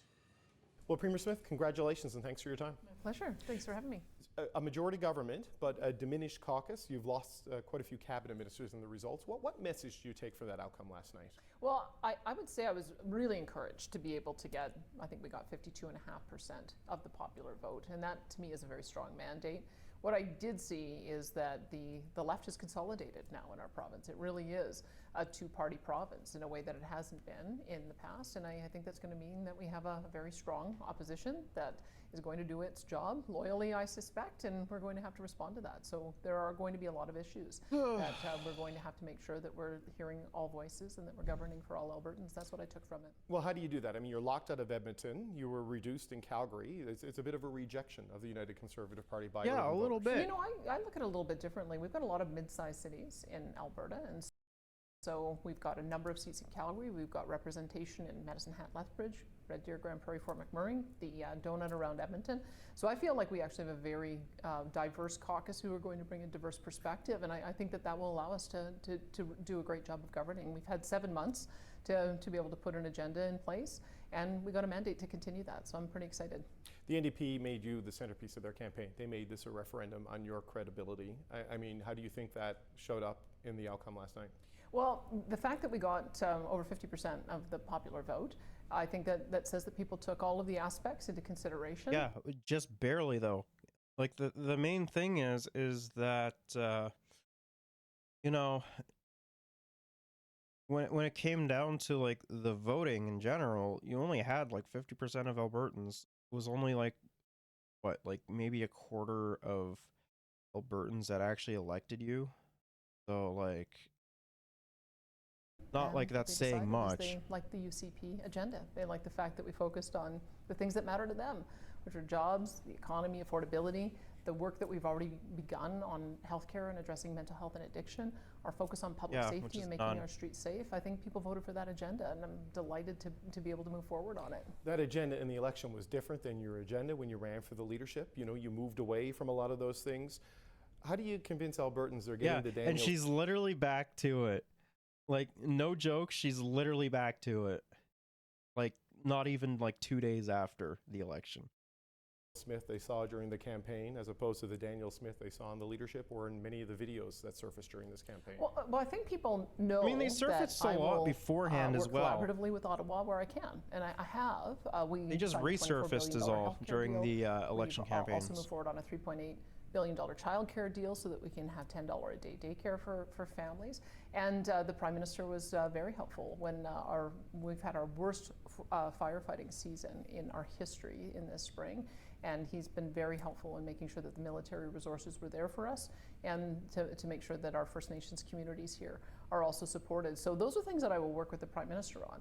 But they also know that there's a hard line when it comes to anything that will damage our economy, that we are not going to just transition our oil and natural gas workers out of jobs. We are not going to pursue a net zero power grid by 2030. They're not going to be going out of jobs. They're just going to be transferred to green energy jobs. Like, how is she still this fucking dumb? Like I just don't understand it. Like it honestly seems like ever since 2021, uh, like after that election, like the conservatives have just been getting dumber and dumber and dumber. Like I just don't understand it. Which even the NDP in Saskatchewan says is unaffordable. We're seeing as well our Atlantic premiers also really frustrated with some of the aggressive agenda from Ottawa. And so I think we've got some allies there. And people Yeah, know that it's because in Atlantic Canada they don't really have the infrastructure to support it. That's why they're getting frustrated about it. You know, granted there are things that they can do when it comes down to the infrastructure, but they're still conservative. They're not going to really change anything. I'm going to stand up for them on those things. Okay, I want to explore that more in a second, but I want to just sort of get back to the question of which Danielle Smith is Alberta getting now that you've won the election and become premier? Because Same old, same old. The leadership agenda was different than the campaign agenda, and some of the things you said in the past. Like I had said, when it came down to Smith's campaign, it's all just performative. She's going to be going right back to how she was before the campaign. It was all performative, and you know, we're seeing exactly what I said beforehand during the election. What was going to happen? Previous life in the media is different than what you're doing now. I mean, how do you convince Albertans that the candidate they saw the last 4 weeks is the premier they're going to have for the next 4 years? Well, people know that when I'm in this position that I'll run on things and I'll implement them. I said that we were going to move away from mandates, and we did. I said we were going to start reform of Alberta Health Services. She's not technically lying about that, right? Like, for the most part, like, she's kept the ridiculous fucking policies that she says she's gonna do. Like, I will give her credit for that, but like, yeah, it's complete and utter dog shit. Like, when it comes down to, like, you know, the healthcare, for example, where, you know, where understandably a lot of people are upset about, you know, you turn a blind eye to it and just fucking try to privatize it more. Services, and I did. I said that we were going to stand up to Ottawa, and we are. So I mean what I say. I don't always have to take a combative position, though, because there are other things that matter. But you to do. Albertans. I mean, part of the But yet you do. Part of the reason you stand up for Ottawa is just not for the sake of picking a fight. It's for the sake of protecting Albertans. Albertans want to continue. It's literally for picking a fight and winning brownie points will take back Alberta. That's the only thing that's the only reason why you're doing it. If you really wanted to protect Albertans, what you would be doing is you would be improving upon healthcare instead of trying to privatize it. You would be focusing more on education and making post-secondary education free. You know, transferring all the oil and gas industry jobs to renewable-based jobs and green jobs that are going to be paying a lot more to begin with compared to oil and gas, and you know, implementing something like, say, a fucking wealth or corporate tax, right? But none of that's gonna come into fruition because you're as dumb as a bag of fucking rocks, and you don't care about Albertans. I'm sorry. Economy and growth that we've seen. Remember, we had a really hard time for about 8 years, and we are finally just getting our groove back with people moving into the province again. Our Alberta's Calling campaign is working. We're seeing job growth. We're seeing diversification like I've never seen before. Venture capital is coming here, and people want that to continue. That's a lie. And so I would say it's both. But you know, you've also come through wildfires throughout this election campaign. A lot of people see that as linked to climate change, just fairly conclusively. The resistance to moving quickly on a net zero grid, to moving on an emissions cap. I mean, can Alberta and Ottawa work together on a climate change agenda in any kind of a meaningful way, the way things stand right now? Just before the election, we released our own emissions reduction and energy development plan, and I think the answer to that is yes. I've told the Prime Minister, I told him this the very first time I talked to him, that we are working towards the same objective, which is carbon neutrality by 2050. And when you look at the ability for us to export LNG and get but it doesn't matter. Internationally, when you look at the work, the federal Liberals said that they were going to have a carbon neutral society by 2019. It doesn't fucking matter. Like, ultimately, like the 2030 fucking timeline that they're setting is also honestly unattainable as well. Because, fucking conservatives just make it a wedge issue, and it doesn't even fucking matter at this point, right? Because the liberals and to a certain extent the NDP as well have no fucking backbone, and it ultimately doesn't fucking matter.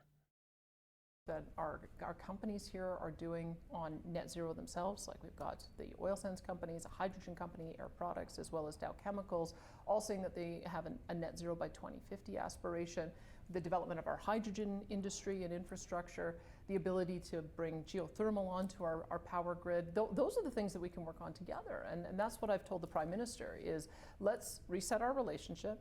Let's work on an aspirational target that we know is achievable, but don't put arbitrary targets in place that we know are essentially going to be production caps. And those are the two things that we're going to have to work on over the next little while. Is this the conversation you had with the Prime Minister today? You had a phone call with the Prime Minister. What can you tell us about how that went?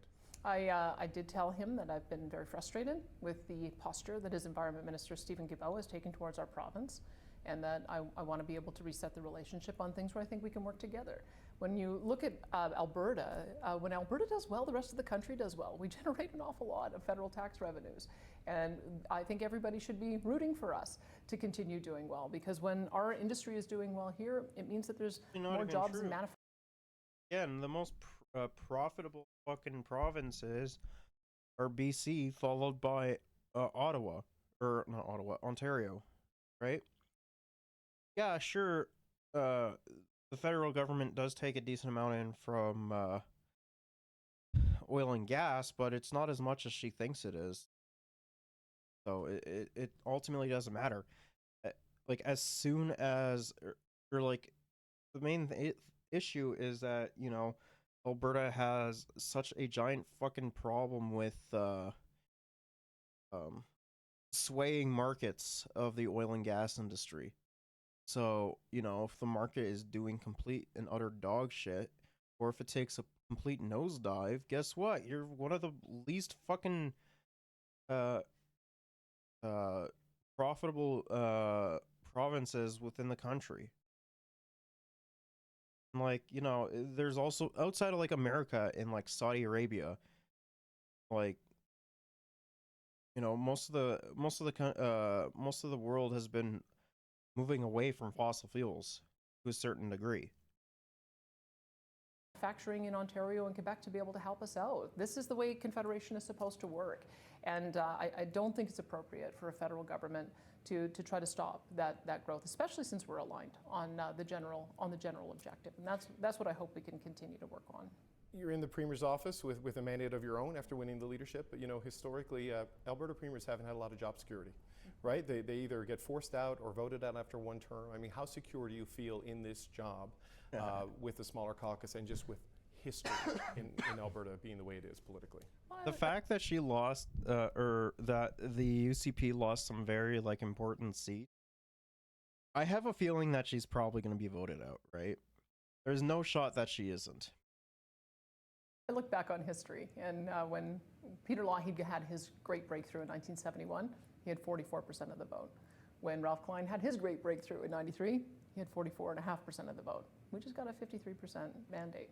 And so that says to me that the conservative movement is unified, which is what I always wanted when I got It is not unified. It is so fucking divided. Division in our conservative family, and I wanted to be able to bring everybody together. Now we've got a bit more work to do, of course, because there's a very strong opposition, and we have to be mindful of the things that they bring forward, and I have to govern for all Albertans, and that's what I'm going to do. But I feel pretty good about the mandate that I got. Do you think you have your caucus completely with you? I mean, there were these rumblings and stories throughout the campaign that people were saying that you could very well face a leadership challenge shortly after winning this if it was a and chances are she probably is going to. Where do you think that stands now? Well, I'm going to meet one-on-one with all of my caucus members. I think we've got some incredible talent in our ranks, and my approach with all of my caucus members has been to find out why it is that they're running for office, what it is they want to accomplish, and then be able to help support and nurture them in that. To me, a lot of politics is just basic respect and personal relationships. I know that a lot of people give up a lot to be in public life. I know I have. No,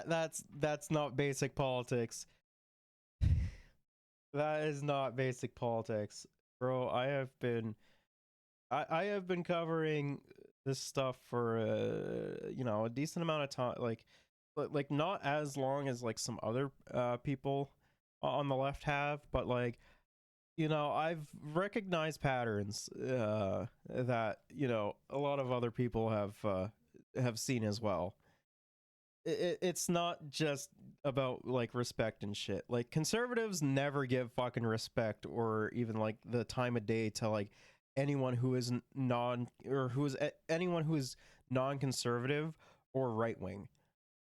Like they do not care about playing nice, which is why I think it's so stupid with the Liberals and NDP that when the conservatives go low, they go high, right? It's essentially like the same thing with the Democrats in America. Like it's so fucking stupid. Sometimes you need to swoop down to their level and give them a good shot down there, right? Like instead of like the playful banter of like, oh, this and this and that, no, sometimes you need to be fucking ruthless with conservatives. Like it's the truth, right? Like it's something that we need to do a little bit more of. Given up a lot, and I think that mutual respect goes a long way. So I'm looking forward to meeting with my caucus over the coming days. Do you think you have members of your caucus you need to bring on board? Do you think you have discomfort there and concern after the way the campaign went and where the result was? I've been so delighted at how unified my caucus is. I mean, you have to remember when I first came in, the biggest challenge I was told is that this was a caucus that couldn't be brought back together. There was too much infighting, too much internal division. There we were still 20 is. points behind in the polls, and we pulled it together. I mean, they had some confidence in me, I had confidence in them, and we pulled together as a team. So I know that there are some good people who won't be joining us, and I think we'll all be sad by that. But we also have a really strong team that's going to be around that table, and I'm going to work really, really hard to make sure that that we she's continue bringing back to demonstrate that to fucking Albertans. caucus. So you're not with, worried? You don't think any caucus challenges any difficulties in holding it all together after this campaign? I'm a pretty persuasive person. I think that No, we all no, benefit she is from not. staying unified and focusing on the agenda. I'm sorry to say, but you're not a fucking persuasive person there, bud. You are like one of the least charismatic people I have ever met, or like just ever seen in general. Like fucking Donald Trump has more charisma than Danielle Smith does.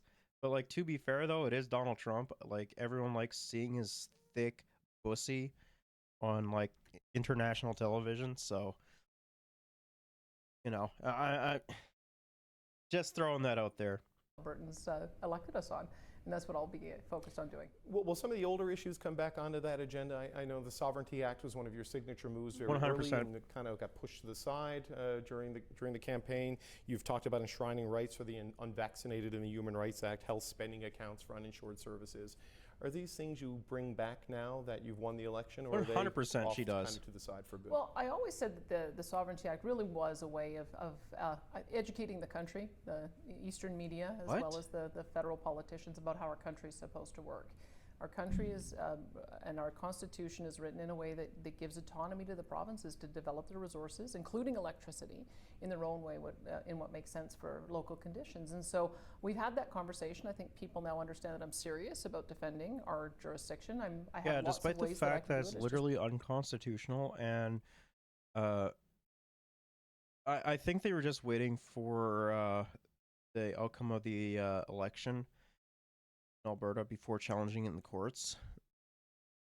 But I have a feeling that it will be challenged in the courts.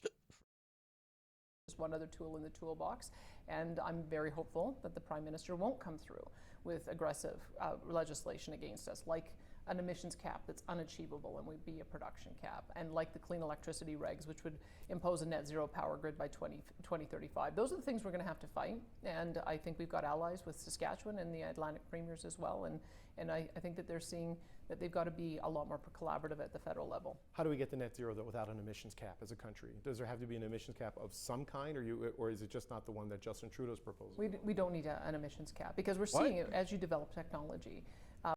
No, you 100% do need an emissions cap. Like that is the most idiotic thing I've heard from her in a long time. No, 100% need an emissions cap in order to achieve net zero. That's for the record, net zero is not zero. You're still polluting a fuck ton emissions, right? You know, it's just to offset the emissions. It's how like oil and gas companies, you know, say can claim that they're net zero by like planting a fucking tree. Like it's a bunch of bullshit, is what it is. Just even the transition from coal to natural gas has dramatically reduced emissions.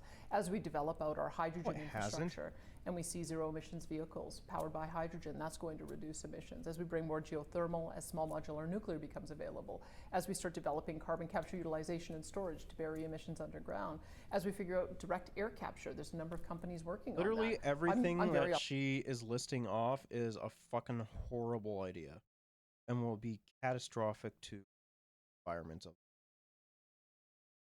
But like the nuclear, not as much, right? But literally everything else is fucking psychotic shit.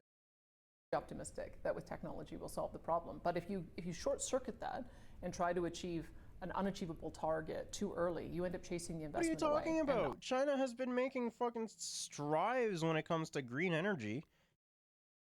Like, yeah, sure, they still do consume a bunch of like fucking gas and oil and shit, but like, you know, they're also like one of the biggest fucking leaders in green energy. If China can do it, I'm pretty sure we can fucking do it too.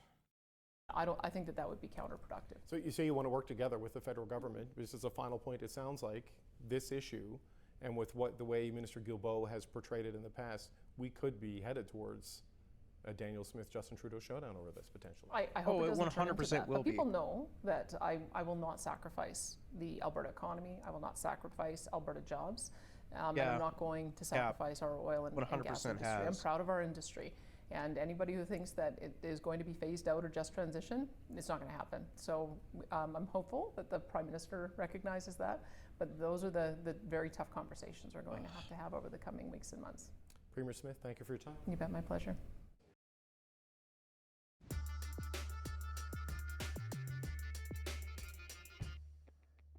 Hi there, I'm Rosemary Barton. Here's what's on a special post-Alberta election at issue.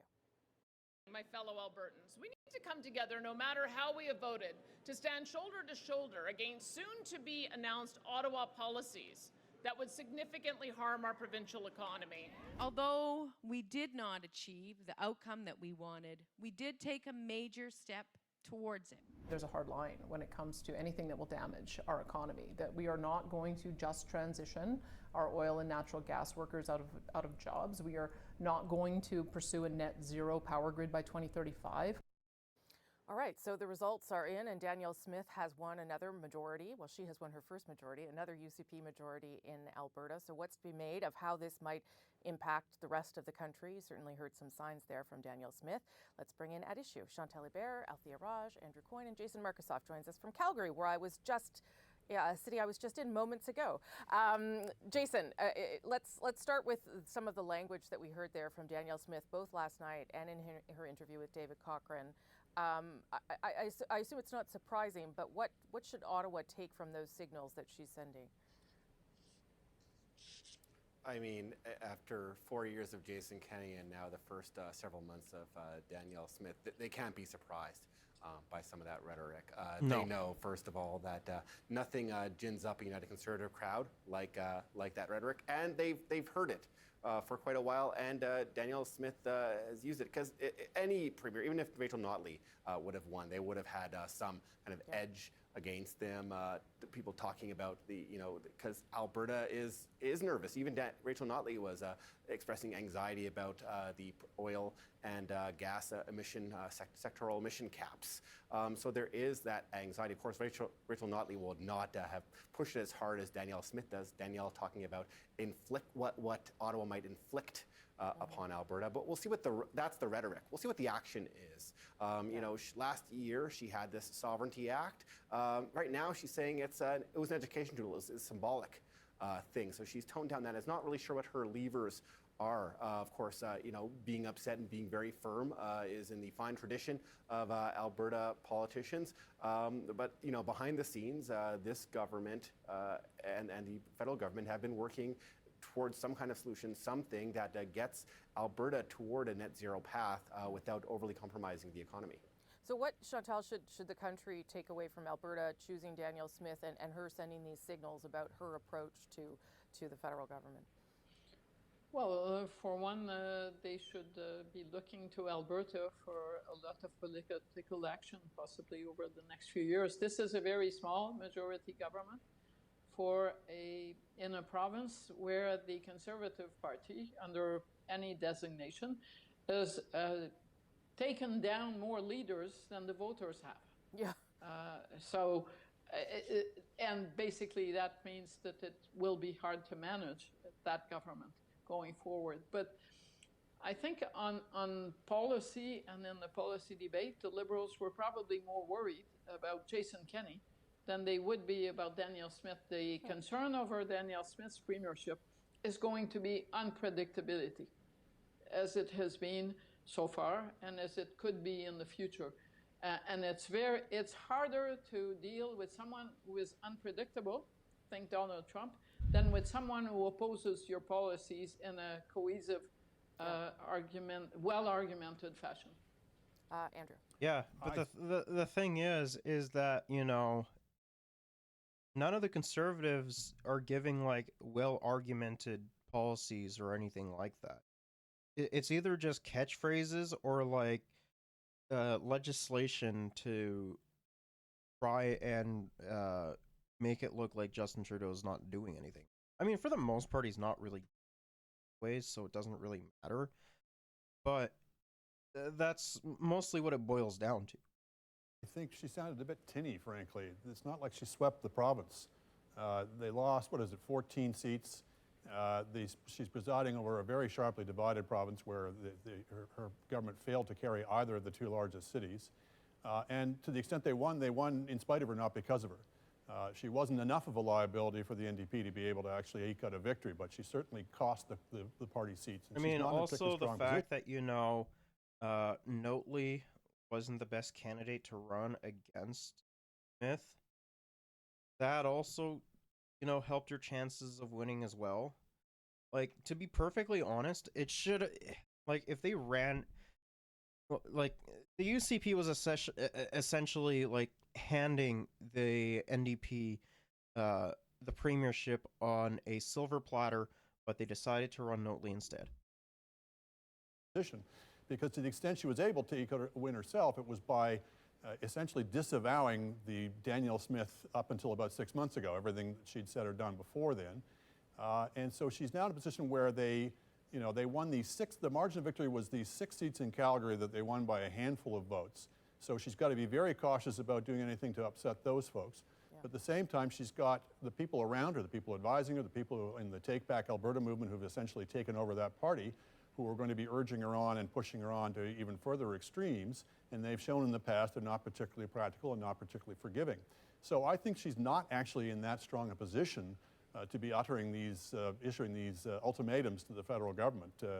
I think she's actually in a pretty tight confine. Althea, your thoughts?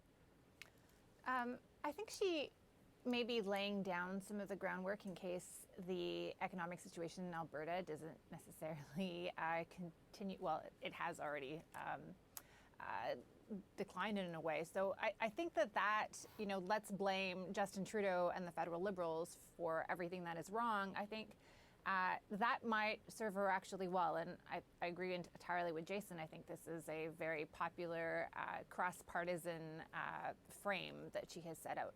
I also am not sure what Danielle Smith we're going to get as a premier, because Danielle Smith as leadership candidate for the UCP was quite different, frankly, than Danielle Smith as the premier in the fall.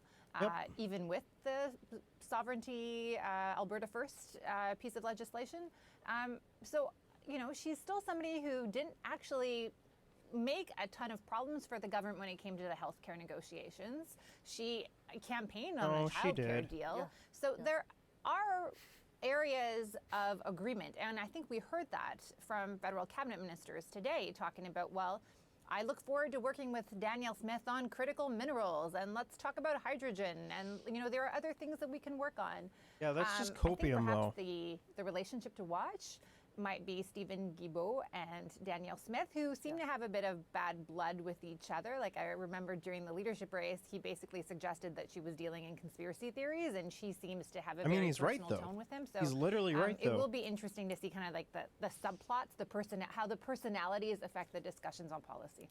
Chantal, and then Jason. Yeah. But let's be clear, when we talked about Doug Ford becoming premier and its impact, or François Legault being re-elected, the reason why that impact was important in federal politics was leverage. Why, as in, the Liberals need to win Quebec and Ontario. Right. They do not have much to lose in Alberta, frankly. She's up right. To a point, She's with literally Ontario right. and Quebec voters, Because, there are when it comes down to federally, Alberta is a nothing province, right? The two main the three main ones are Ontario, Quebec, and BC. Those are the three main ones, right? Alberta is one of the last places on their mind, right? There are more points possibly to be gained by standing firm on environmental policies than by saying, I want to be nice to get along with this current Alberta government. Jason, what do you think about that?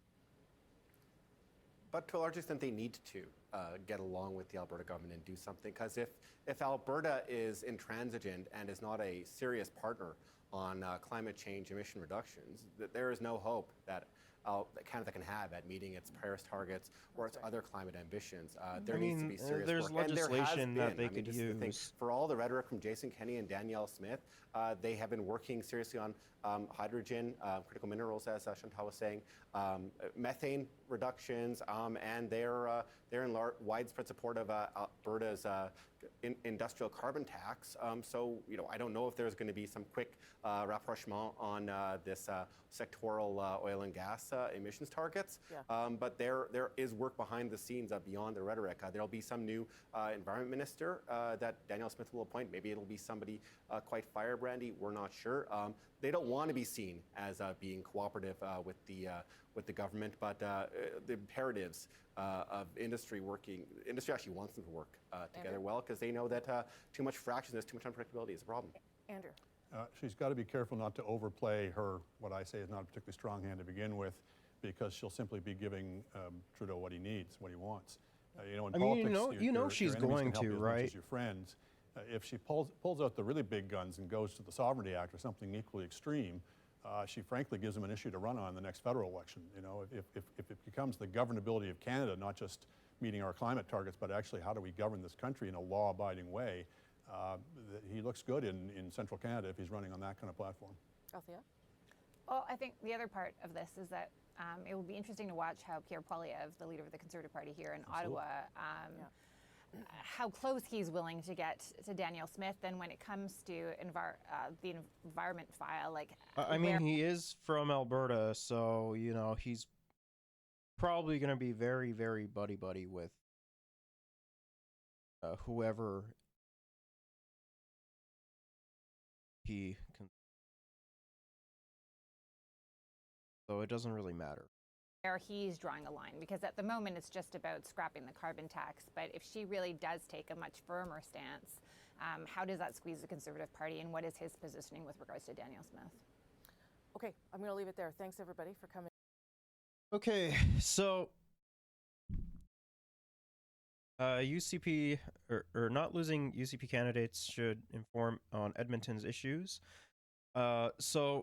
Basically what this is that Danielle Smith is thinking about making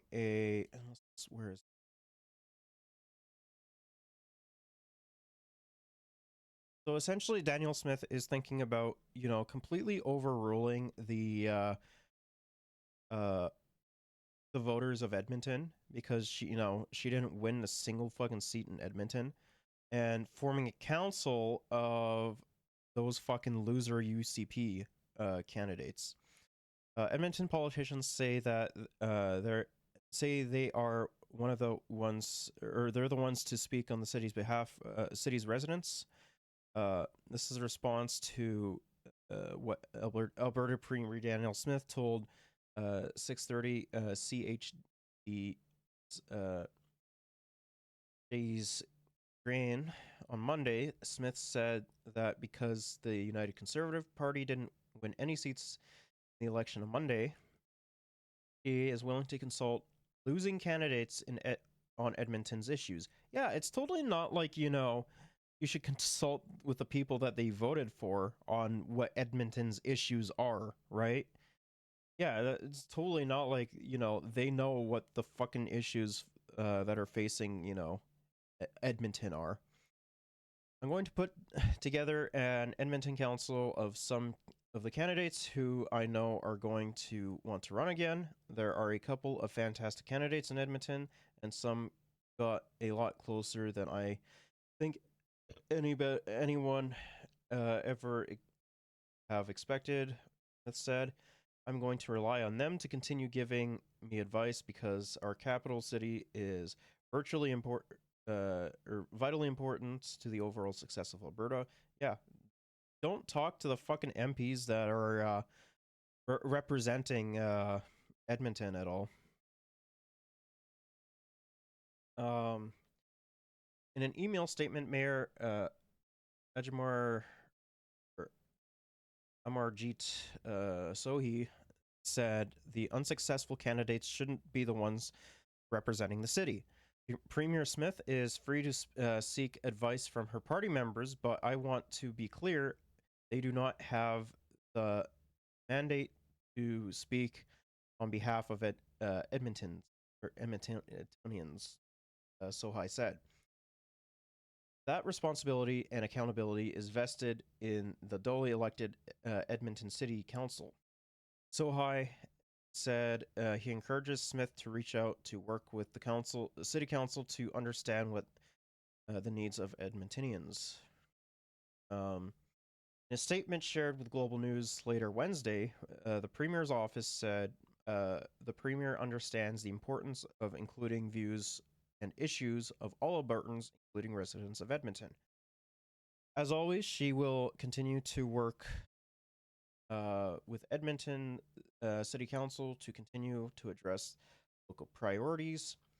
Additionally, elected representatives in Edmonton provide valuable perspective on the councilants and are always welcome to provide feedback on government.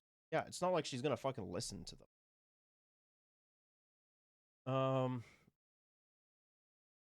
Word, Dakota Council Andrew Knack said it's good for Smith to hear from the unsuccessful candidates, as each of them was supported by at least a portion of Edmontonians. That literally doesn't matter. That's not how that works. Could you imagine if the Liberals did this? Like, could you just imagine that, right? Conservatives would be losing their fucking mind. He said that he's giving Smith the benefit of the doubt and assumes that she didn't mention city council because it's a given that she'll meet with the council leaders. However, Nax said it's important for politicians to engage with people who have different viewpoints, and both constituents and representatives from other parties. If you're going to seek advice of the people who ran for your party, you're going to be caught up in echo chamber, and that is the worst. Want to make sure you're everyone possible, many different perspective possible, but that allows you to make. Max suggested Smith hold monthly meetings issues. Let's sit down with the MLAs, city councilors, candidates that were unsuccessful. Come together, work on common issues, make sure directly by the Premier, by ministers. The thing is that you have representatives who know what Edmonton wants, right? Going past them and going to the fucking loser candidates who got like 1,000 votes at most is not the fucking issues that Alberta, is wanting to. Like, it's so stupid. Brennan Boyd, a political scientist at MacEwan University, said that while consulting with party members is natural, it would be problematic if Smith appointed an official council that would have direct involvement in decision making. There are other ways to hear what Edmontonians are thinking and hear what their demands are, demands and what their issues are, Boyd said. Boyd said something similar to this had happened before, like in 2019 federal election, with no Liberal MPs were elected in Alberta or Saskatchewan. Prime Minister Justin Trudeau appointed Jim Carr, an MP in Winnipeg, as a special representative for the prairies. But unelected candidates have a counseling role in the government is rare, said. I think it sets a bad precedent because that's the purpose of an election, to determine who's going to represent that region. Yeah, and this is a gigantic fucking problem, right? Because you're completely like null and voiding, election results, as well as, listening to people in your own fucking echo chamber. And, not what, the residents of the area want, right? Here is the breakdown for the votes.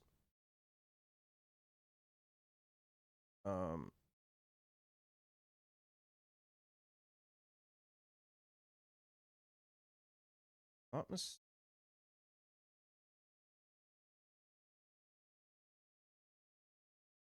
if I'm not mistaken, I think the Communist Party of Alberta got more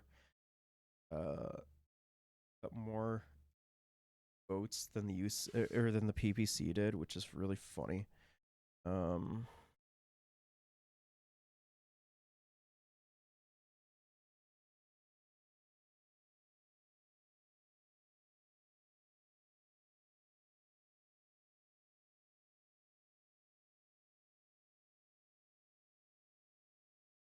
Yeah, here.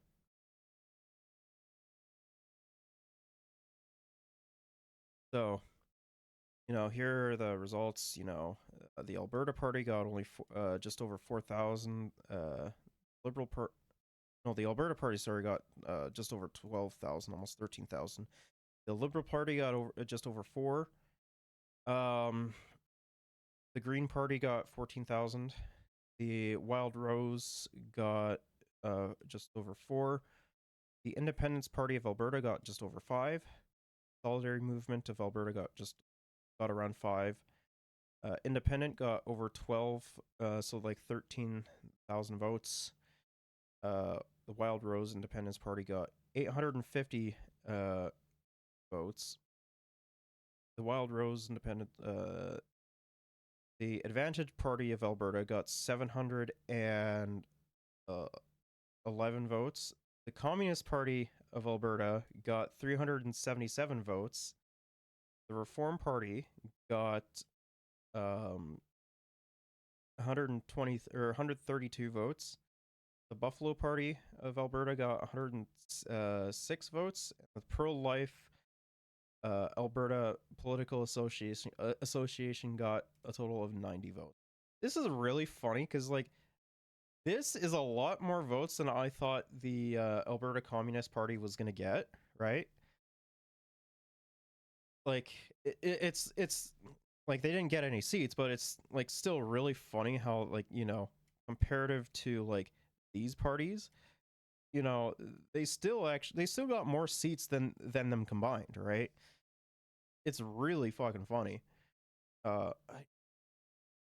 They even got more than the PBC as well.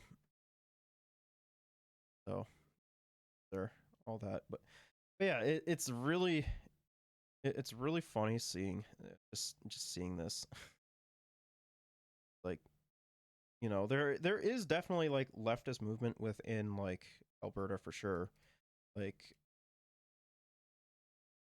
Communist Party for example. But the New Democrats also had like strong had strong leftist support as well, but I don't like the leftist support in it didn't really matter all that much. So yeah.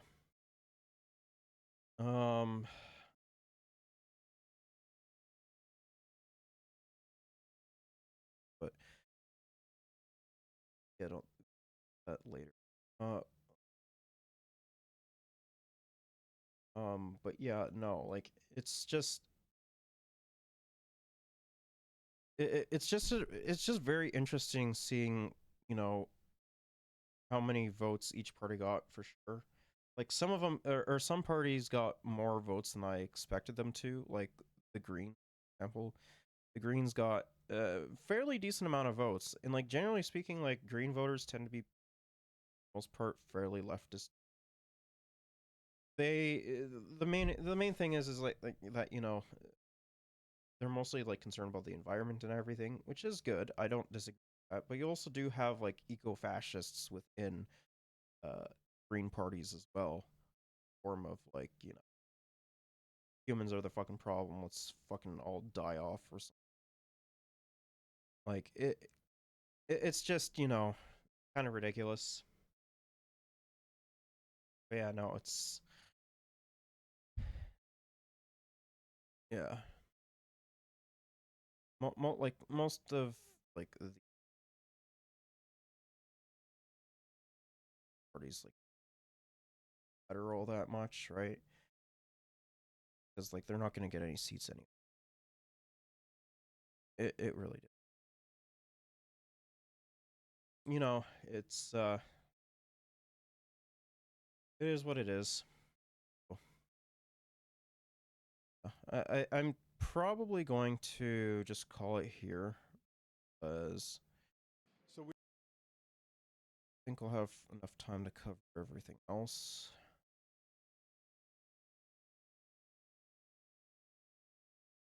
It was nice to go over that election stuff. Tomorrow, hopefully, provided not playing Tears of the Kingdom, we'll be talking about the Johnston stuff. He's being called to resign, and then also the Hamilton stuff that has happened, which was completely psychotic, and then some of the PPP or the PPC stuff, and then some like economy stuff, and then some other misc stuff. Have fun. But yeah, I think I'm gonna call it there. Well, I wanted to cover the election results for sure. So yeah, I guess we'll see everyone tomorrow then.